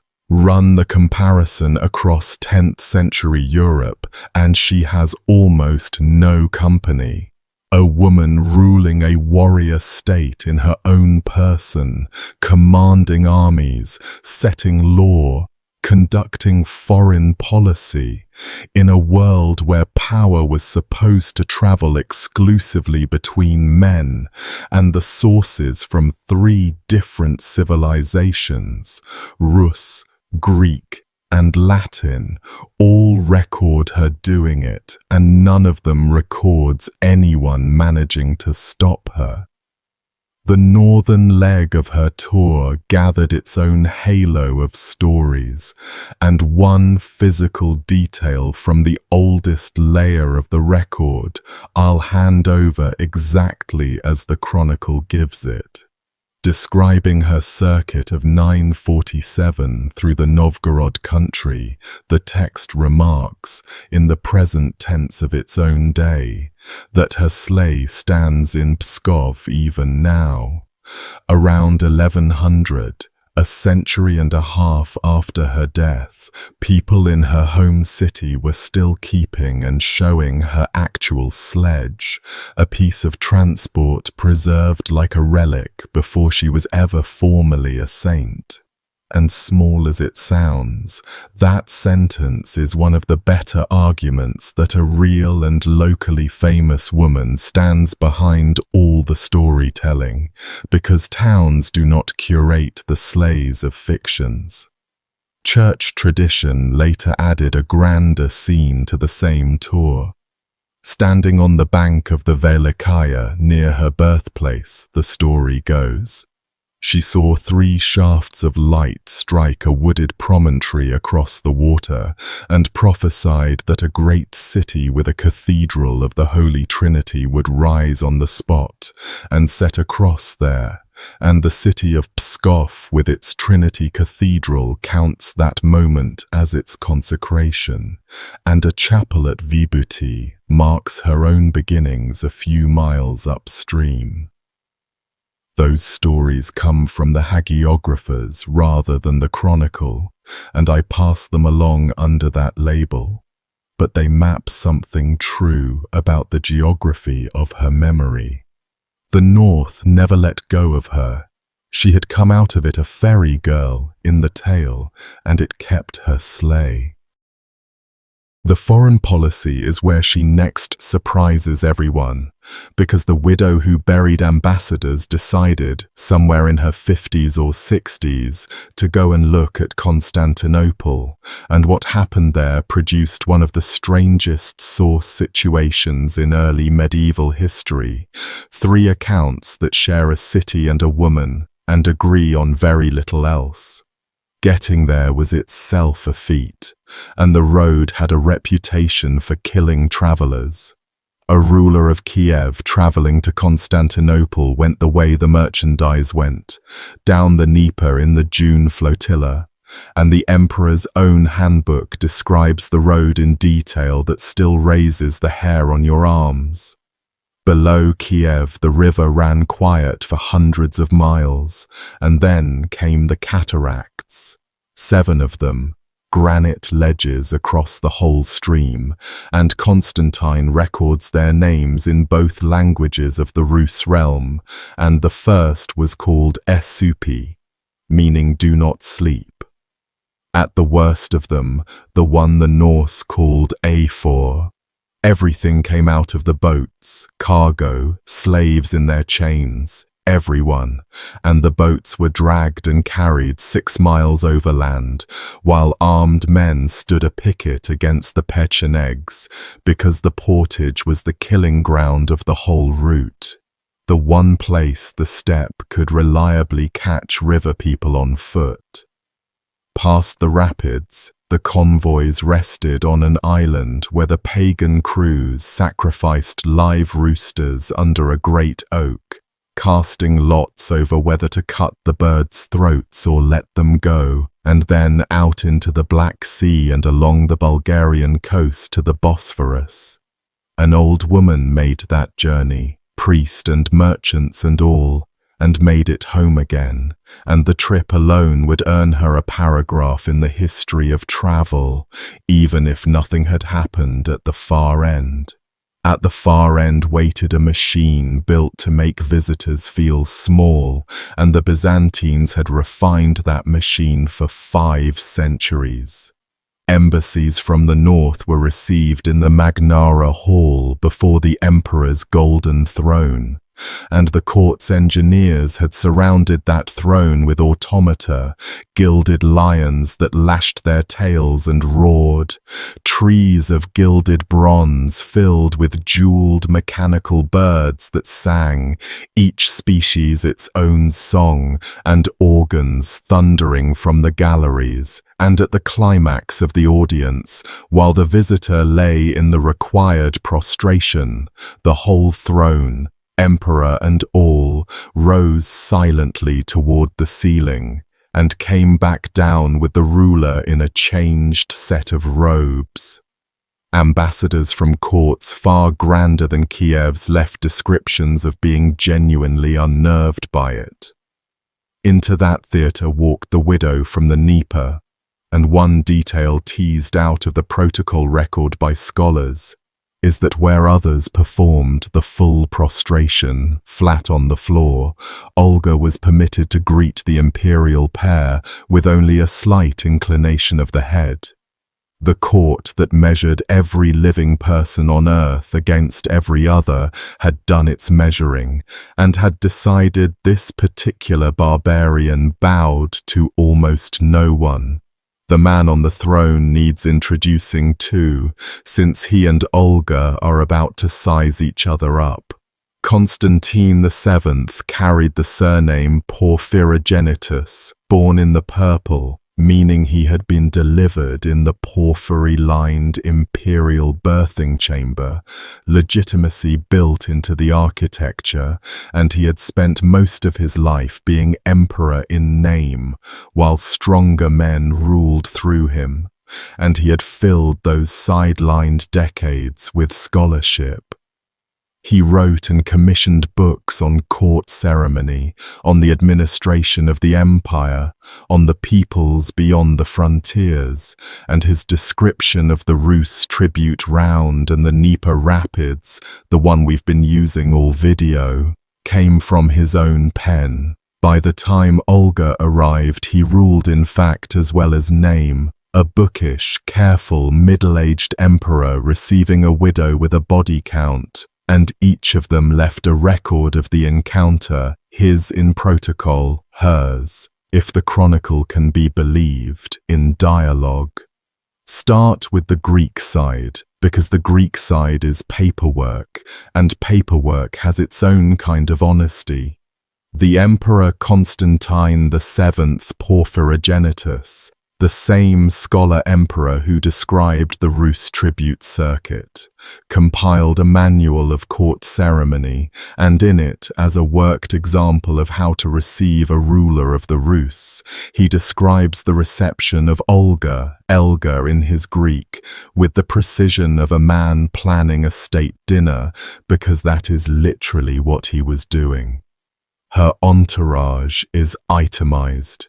Relatives, ladies-in-waiting, her son's representatives, 43 merchants, interpreters, and a priest named Gregory, whose presence in a pagan queen's luggage raises an eyebrow all on its own.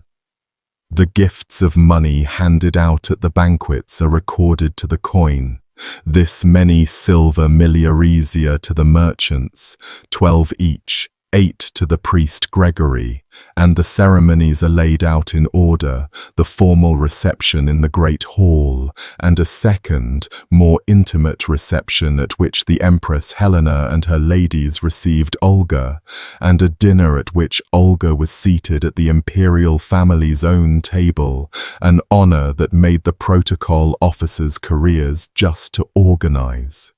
The record even follows her to dessert. After the banquet proper, fruit and sweets were served at a small golden table, and at that golden table sat the emperor, the empress, their children, and the widow from Kiev, eating candied fruit off imperial gold within arm's reach of the most carefully guarded human beings on the planet, and a clerk noted it all down for the file, unaware he was writing the only surviving eyewitness record of Olga in a room.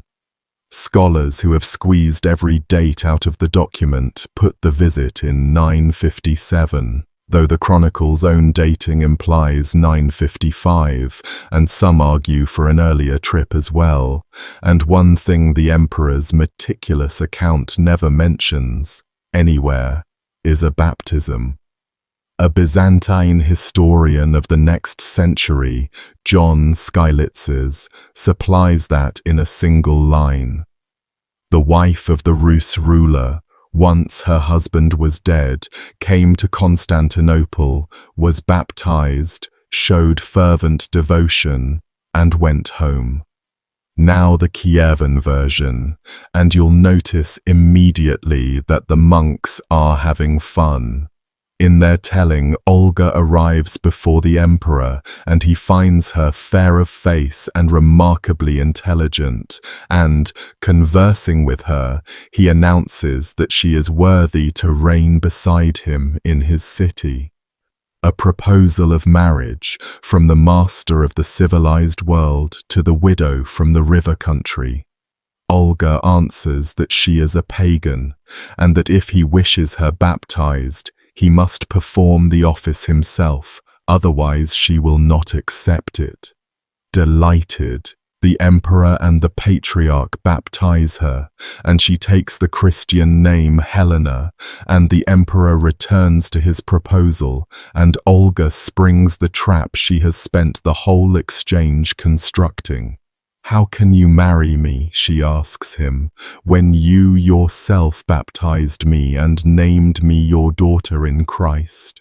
Among Christians, that is against the law, as you yourself must know. Canon law barred marriage between a godparent and a godchild absolutely, and the emperor, checkmated by his own sacrament, says the line the chronicle has been building toward. Olga, you have outwitted me. He loads her with gifts, gold and silver and silks and vessels, and sends her home, still calling her daughter. The chronicle then adds a sequel with a blade in it. After her return, the emperor's envoys arrived in Kiev to collect on promises, the slaves and wax and furs she had allegedly offered, and soldiers to aid the empire in its wars, and Olga sent them back with a message for her godfather. "Tell your emperor this. When he has stood waiting in my harbor on the Pochina, as long as I stood waiting in his golden horn, then I will send him his gifts. Behind the barb sits a real grievance the protocol sources make plausible, that her fleet had been kept riding at anchor off Constantinople for weeks, perhaps months, while the court decided how to receive her, and she had neither forgotten a day of it nor intended to. Godfather or no godfather, the account with Byzantium stayed open. Set the versions side by side, and the seams show. Constantine already had an empress, the same Helena who hosted the second reception, so the proposal as told cannot sit comfortably in the year of the documented visit, and a scholar emperor who wrote books on church affairs did not need a Kievan widow to explain godparenthood to him. And the choice of the name Helena honors either the reigning empress, as one line of scholars argues, or the sainted mother of Constantine the Great, as the chronicle itself says, and either way the naming flatters the court. Some researchers square the circle with 2 journeys, or with a baptism at home in Kiev before she ever sailed, with the priest Gregory in her entourage as the fingerprint of a woman already Christian when she arrived. The monks, for their part, were writing a founding mother, and a founding mother who beats the emperor of Byzantium at his own theology made a better story than an itemized banquet. What nobody disputes is the shape underneath. A ruling woman of the Rus travelled to the greatest city in the world, was received at the highest level of a court that graded every human being on earth by rank, sat at the emperor's own table, and came home a Christian, with a new name, and a godfather on the throne of the Caesars, and if her own account of the trip ever existed, we don't have it. And I would trade a great deal of the surviving material for 1 page of it. Whatever happened on the Bosphorus, the woman who sailed home to Kiev was a different sort of problem for her own country than the one who had left it. She came back with a religion her people did not share, a foreign godfather her warriors did not trust, and a project. The Chronicle says she built churches, a church of St. Nicholas in Kiev over the grave of an earlier Christian Varangian, foundations at Pskov in her home country, a wooden church of holy wisdom. And she brought back from Constantinople, tradition says, a cross carved from the wood of the true cross itself, and she was not, in fairness, planting in bare soil. Christianity had been seeping into Kiev for a generation before her baptism, along the same rivers as the silk and the silver, and the proof sits inside her own husband's treaty.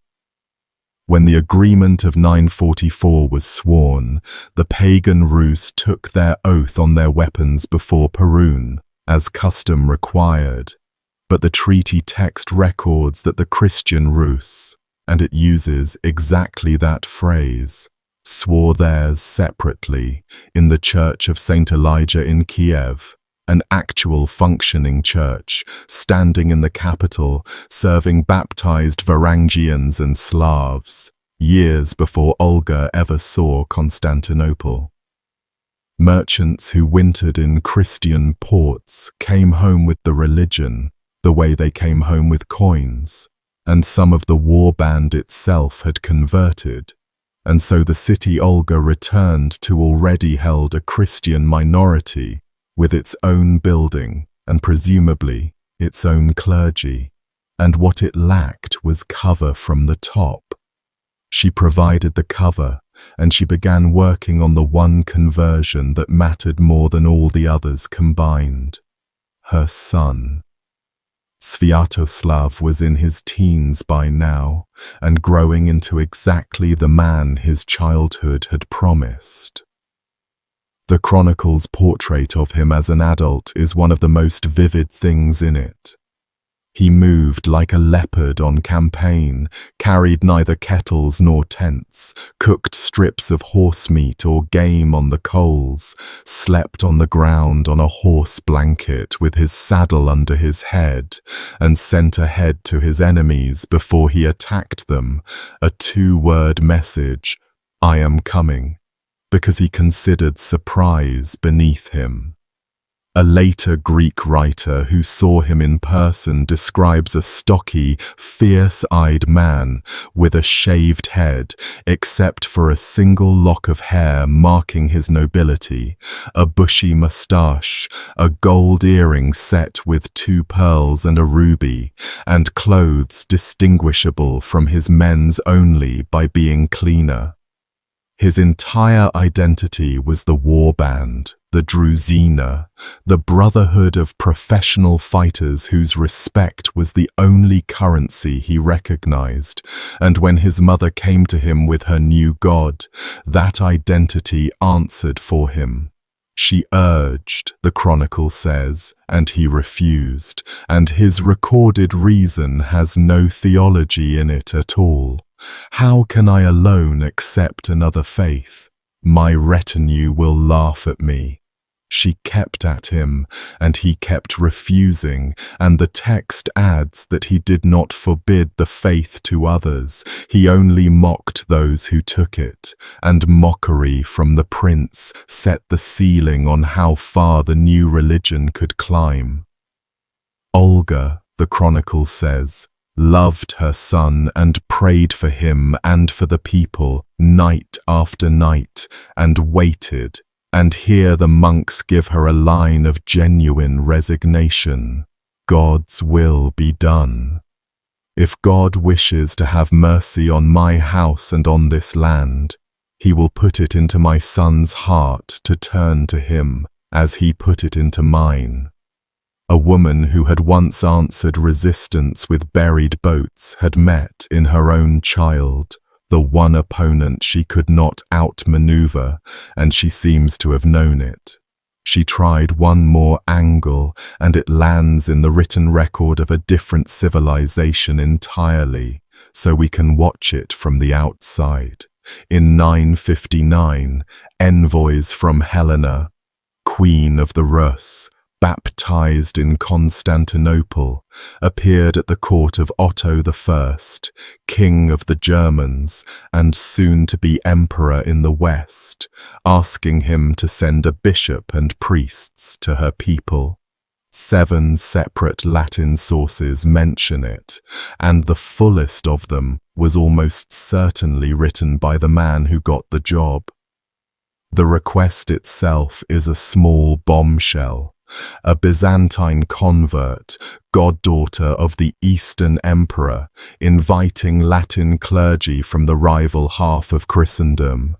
And historians have chewed on her motive ever since: disappointment with Constantinople, a bid to play the 2 churches off against each other for better terms, an insurance policy, a genuine indifference to a rivalry that had not yet hardened into schism. Otto took his time, consecrated a bishop who promptly died before setting out, and finally, in 961, dispatched a monk named Adalbert with a small party into the east. Adalbert reached the land of the Rus and walked into a disaster. In the interval between the invitation and his arrival, power in Kiev had shifted.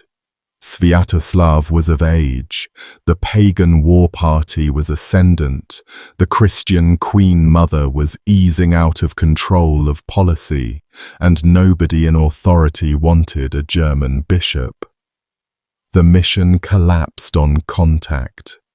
Adalbert turned back in 962, and on the road out, some of his companions were killed, and he himself, in the words of the chronicle he likely wrote, barely escaped with his life, having accomplished nothing he was sent for.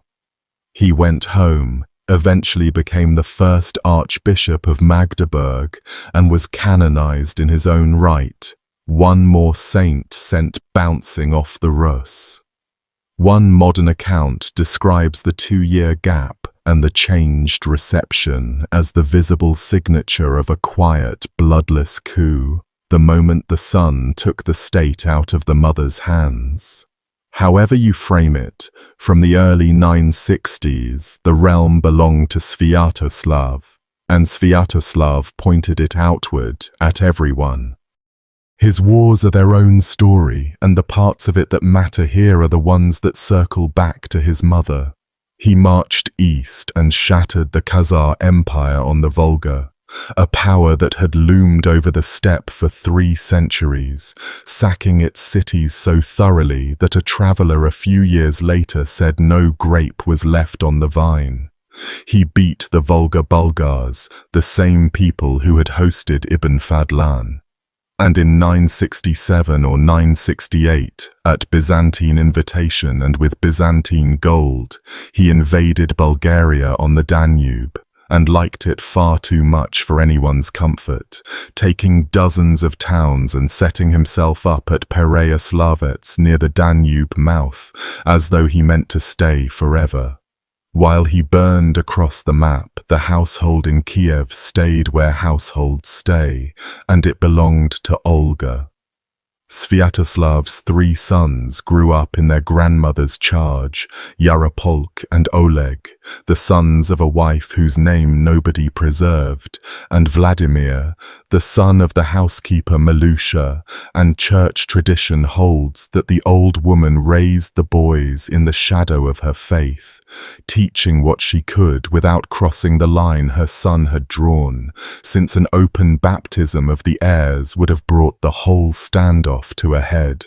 Whatever passed between a Christian grandmother and 3 small pagans in the halls of Kiev went unrecorded, and all anyone can say is that the boy she kept closest through those years, the slave woman's son, grew up to be the man who dragged Perun through the streets behind a horse.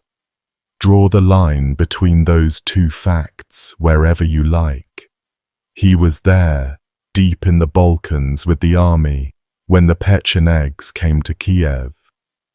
The Pechenegs were the nomad power of the Black Sea steppe, the horsemen who haunted the Dnieper rapids and killed portaging merchants, and Constantine's handbook for his son opens with them, chapter 1, before anything else in the empire's affairs, advising that peace be kept with the Pechenegs above all peoples, since whoever paid them could aim them at anyone. In 968, quite possibly nudged and funded by a Byzantine court that wanted Sviatoslav pulled out of Bulgaria, they arrived under the walls of his capital in numbers the chronicle describes as countless and shut the city in. Inside were the people of Kiev, 3 small boys, Yaropolk, Oleg, and Vladimir, the prince's sons, and their grandmother, Olga, now old, and by the chronicle's account already ailing. The siege bit fast. A crowded city cut off in high summer, and the text is specific about the order of suffering. The people were weakened by hunger and by lack of water, and thirst breaks a city quicker than famine ever does.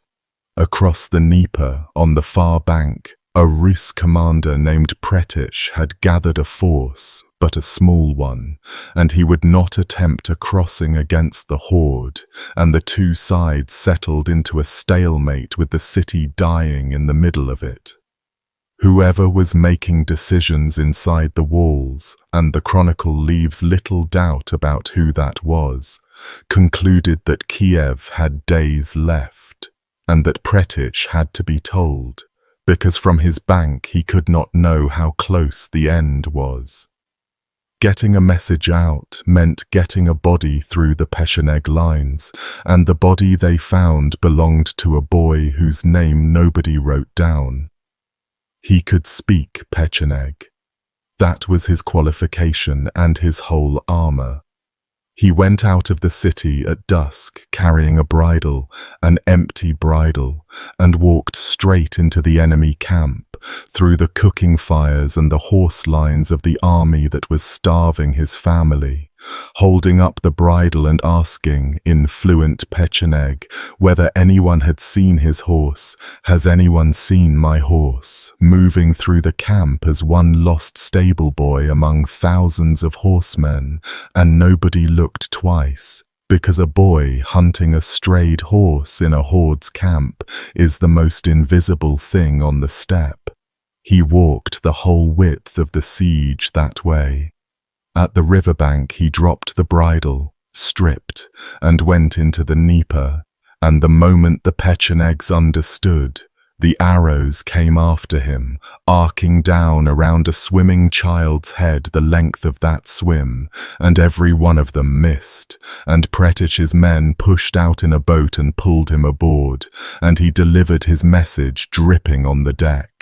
"If you do not cross tomorrow, the city surrenders and the people give themselves up." Pretich, to his credit, found the correct answer, and the correct answer was a lie.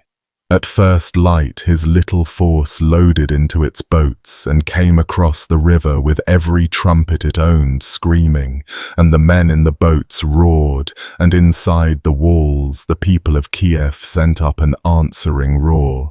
And the Pechenegs, hearing trumpets from the river and thunder from the city, concluded that Sviatoslav himself had returned from Bulgaria with the whole terrible army, and the horde that could not be counted broke camp and pulled back from the walls in a morning. The chronicle savours the detail that the Pecheneg Khan, covering his withdrawal, asked Pretich to his face whether he was the prince, and Pretich answered that he was the prince's man, commanding the vanguard, with the main force right behind, and the Khan swapped gifts with him, a horse, a sword, and arrows for Pretich's armor, and rode away from a city that had been saved by one anonymous boy, one honest liar, and a wall of noise.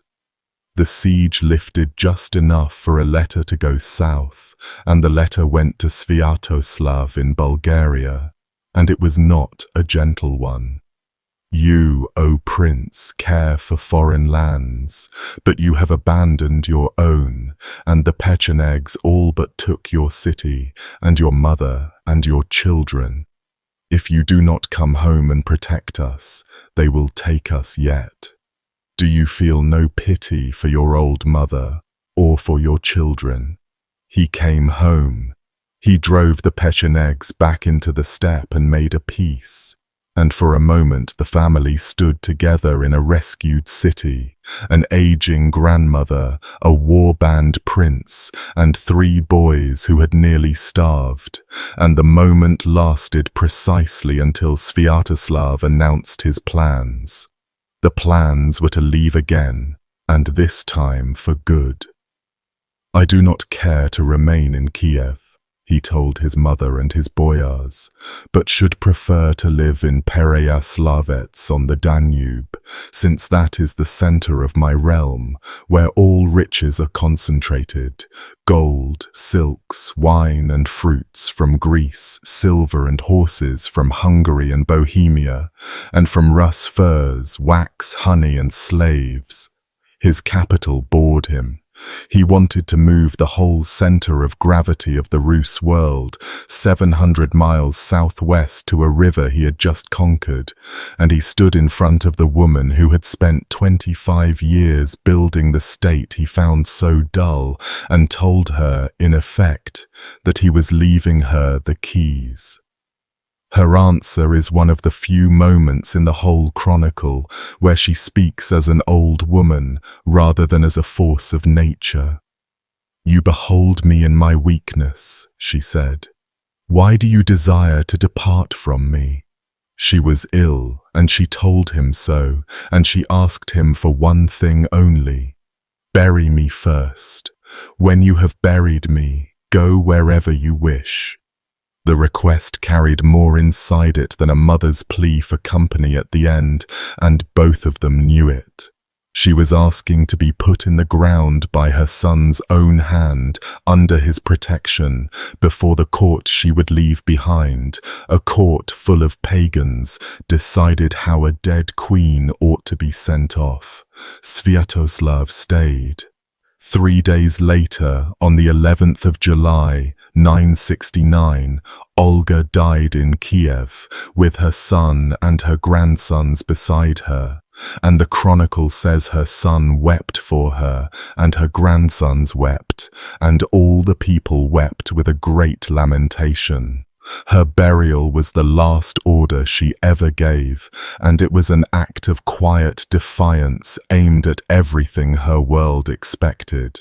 She had given directions in advance, the chronicle says, not to hold a funeral feast for her.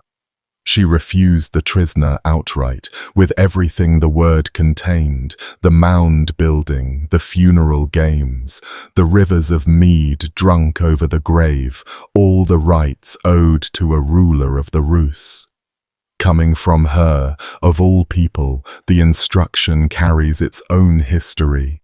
Nobody alive understood better than Olga what a trizna could be made to hold, since she had wept at one over her husband's barrow with 5,000 deaths folded inside her hospitality.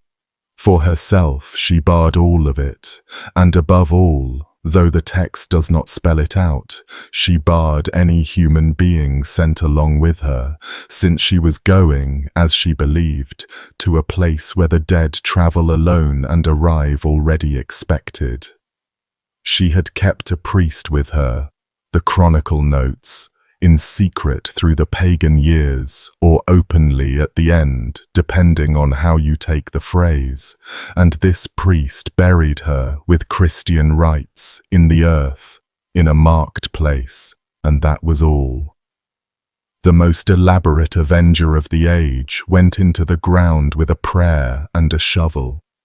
The monks, writing a century and a half later, closed her life with a passage they clearly polished with love, and it became the founding sentence of her sainthood.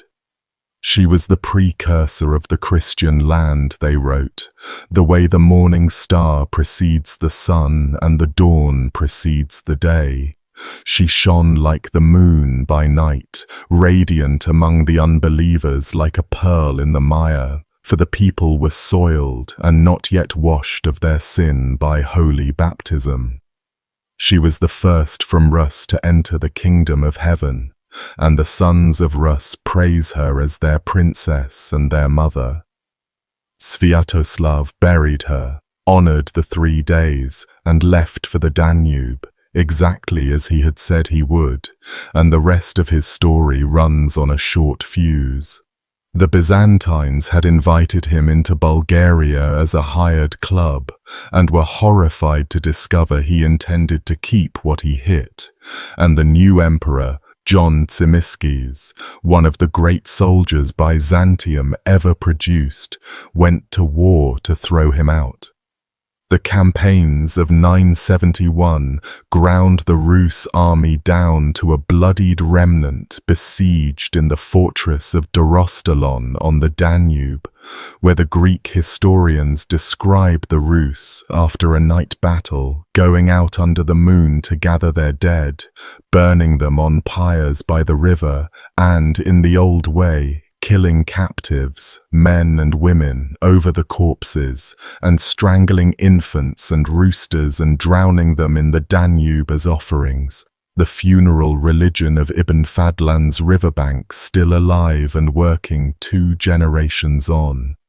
Sviatoslav, wounded and starving, made terms, and the Treaty of 971 survives, and so does an extraordinary scene attached to it. The emperor came down to the river in gilded armor to meet him, and Sviatoslav arrived rowing, pulling an oar himself among his men, indistinguishable from them except for the clean white shirt and the single earring, and the Greek writer who left us his description was in a position to study him across the water while the two rulers spoke. The Rus were allowed to sail home. The Byzantines, helpful to the last, appear to have sent word ahead to the Pechenegs that a weakened prince with treasure was coming up the Dnieper.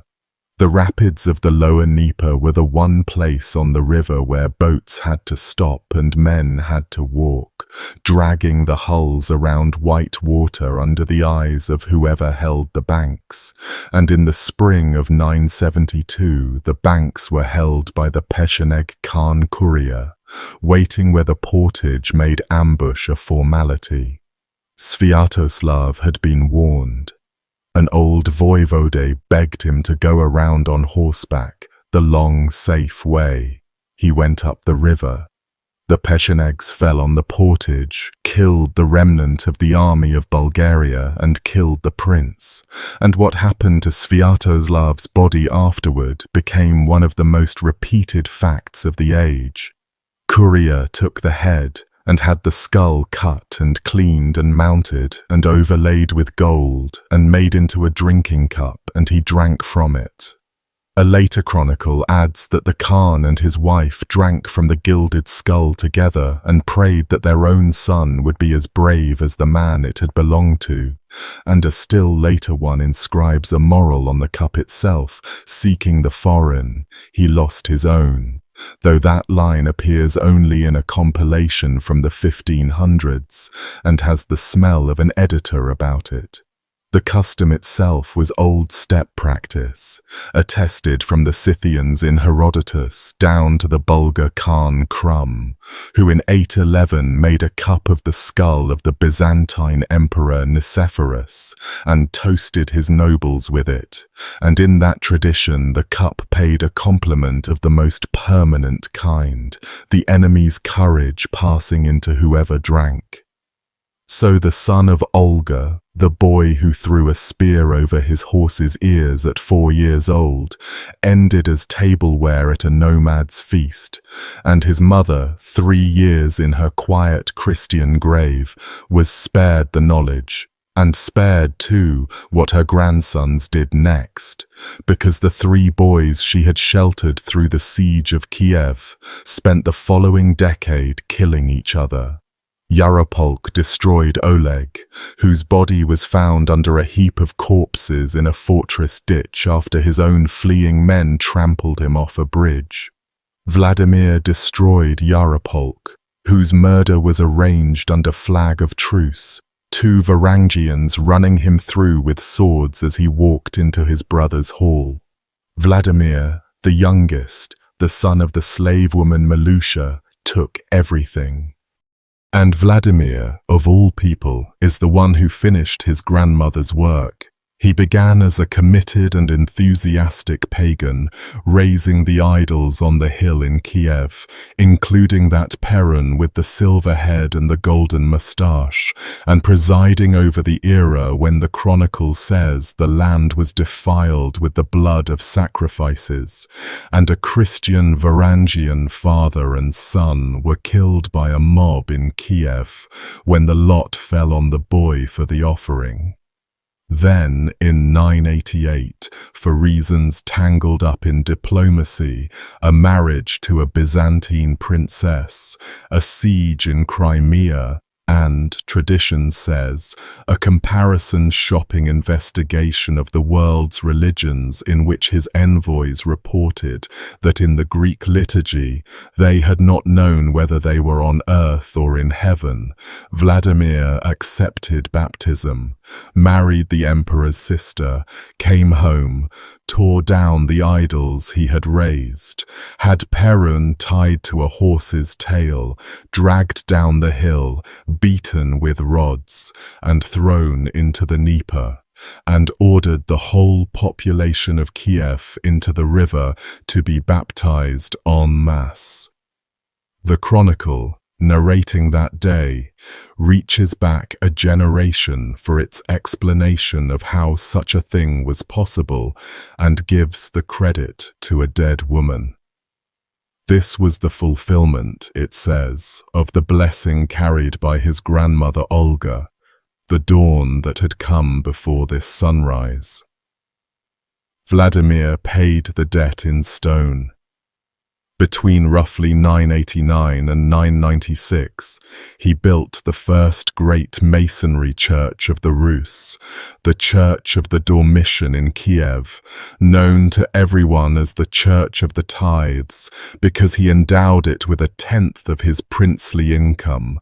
Byzantine architects, marble columns, mosaics, frescoes, a building unlike anything the timber world of the Dnieper had ever contained, raised, with a symbolism nobody missed, on ground associated with the old pagan killings, over the spot where that Varangian father and son had died for the lot that fell on the boy.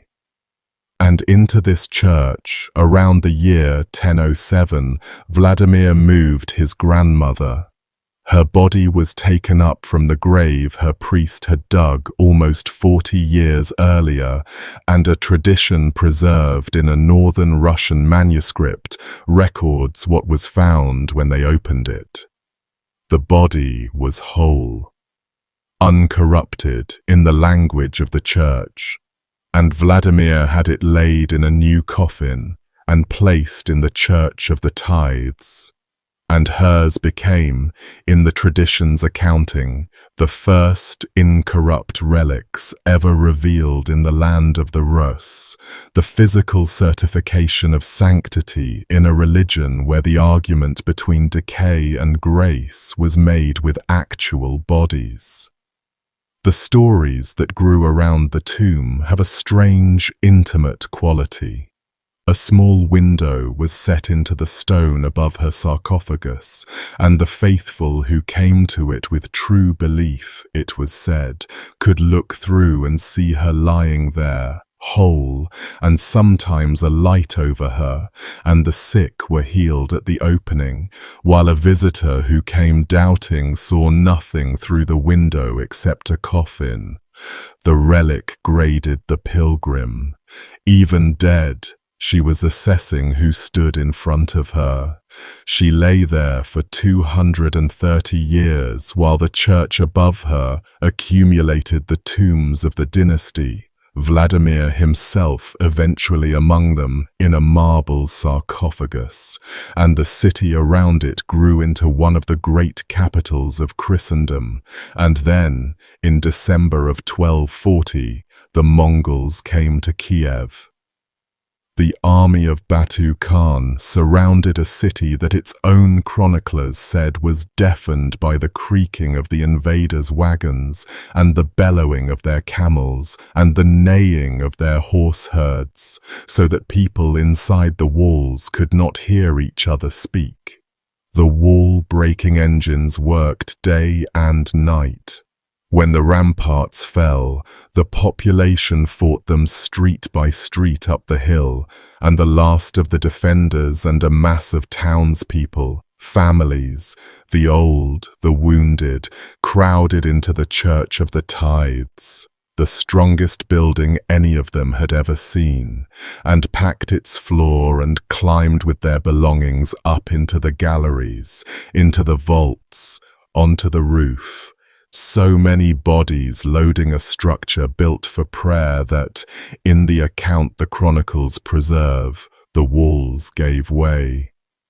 The first stone church of the Rus came down on the people sheltering inside it, with the Mongols at the doors, and between the collapse and the sack, the building and nearly everyone in it were destroyed together.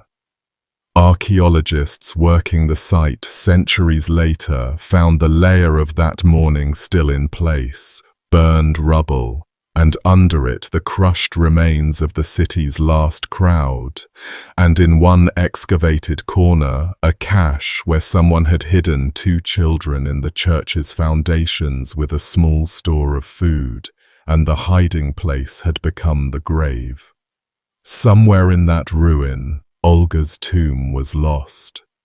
What became of the body that had outlasted corruption, the sources do not say, and a much later tradition claims the relics were located again and then hidden or destroyed in the early 1700s, and in 1826 excavators in the ruins of the Tithes Church uncovered an 11th century sarcophagus of carved slate containing a skeleton with traces of rich fabric and shoes, and it has been displayed ever since as the sarcophagus of Princess Olga, currently in the St. Sophia Cathedral in Kiev. And most researchers who have examined the question doubt the label, and the stone box sits there anyway, holding either a saint or a stranger. Her sainthood needed no bones by then. Veneration of Olga was old, older than any formal act, and the historian John Fennell argued that the likeliest moment of formal recognition came in 1284, when the metropolitan of the church convened his council and the cults of Olga and Vladimir were promoted together through the northern cities, and in 1547, at the great Moscow councils that organized the Russian calendar of saints, she was confirmed with the title that sets her apart, equal to the apostles, Isapostolos, the rank the Church reserves for those whose work in spreading the faith stands comparison with the original 12. Fewer than a handful of women have ever carried it. Mary Magdalene, the first witness of the resurrection, Thecla, the companion of Paul, Nino, who converted Georgia, Helena, the mother of Constantine, who found the true cross, and Olga, who buried 20 men alive in a boat. The company she keeps in the church calendar has never stopped startling people, and the church has never blinked at it, because the logic of her canonization was never that her life was gentle. She was honored as the beginning, the first of her house, and among the first of her people to turn, the grandmother whose turning made the grandsons possible, the dawn before the day. And the fourfold slaughter belonged to the pagan woman who existed before the water touched her. And the Church's whole argument about baptism is that the person who goes under is not the person who comes up. Her feast is kept on the 11th of July, the day of her death, and Ukrainians on the new calendar keep her also in late July alongside Vladimir, and she is invoked, with a fittingness that needs no elaboration, as the patron of widows and of converts, and her icons paint her in imperial robes and a crown, one hand raising the cross, the other holding a small church, sometimes a model of the Tithes Church itself, the building that became her family's tomb and her people's mass grave in the same December morning. One physical relic associated with her had its own afterlife, the cross she was said to have brought from Constantinople, kept for centuries in Kiev, carried off during the wars of the later Middle Ages to the city of Lublin in Poland and lost to history there, so that even her cross has a captivity story. Time has been kind to her name and careless with her facts, and the shape of her memory since then will carry us to the end, because almost nobody agrees on what she means. Medieval Rus remembered her the way the chronicle taught it to, the wise one, wisest of women, the mother of princes. The great imperial Russian historian Karamzin called her the wisest ruler of her age. Generations of painters put her on canvas, receiving baptism in Constantinople in clouds of Byzantine gold, or standing grim on a riverbank watching boats burn, and generations of parents named their daughters after her, until Olga became one of the most common names in the Slavic world. Tens of millions of women across 1,000 years, carrying, mostly without thinking about it, the name of the widow of 945. Pskov claims her as its daughter, with a chapel on the embankment of the Velikaya, and 2 monuments raised in 2003 for the city's 1100th anniversary, one of them showing her armed sword and shield, the warrior reading of her, and the regional airport carries her name. Kiev claims her as its sovereign, and on St. Michael's Square in the capital stands the white marble Olga first carved in 1911 by Ivan Kavaleridze, flanked by the Apostle Andrew and by Cyril and Methodius, a statue with a biography of its own, smashed and buried in the Soviet 1920s, dug up in fragments decades later, and restored to its pedestal in 1996, the broken original of the head displayed separately like a relic of a relic. Independent Ukraine put her into its honors system almost immediately, creating the Order of Princess Olga by presidential decree in 1997.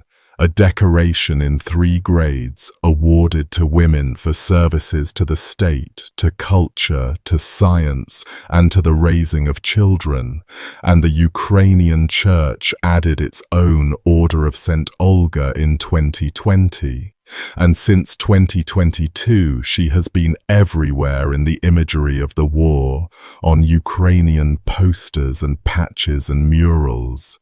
The woman who answered an attack on her house with total, unsparing retribution, while across the border the same 10th century Kiev she ruled is claimed as the cradle of the Russian state, so that a princess dead for more than a millennium is presently enlisted on both sides of an artillery war, each side certain she would recognize itself in them.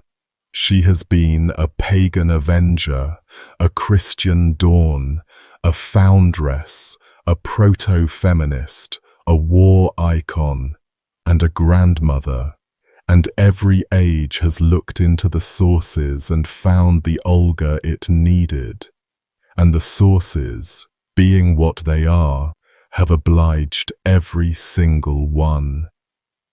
What actually remains of her, in the end, fits in a short list. A name in 2 treaties.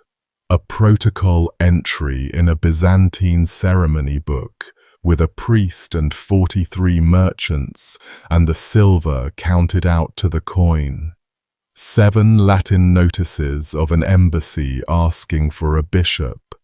A burned 10th century hill fort under a Ukrainian town whose modern name still carries Iskorosten inside it. A system of tribute stations whose word ended up meaning churchyard. A story told by monks 150 years on of a boat, a bathhouse, a feast, and a flight of burning birds.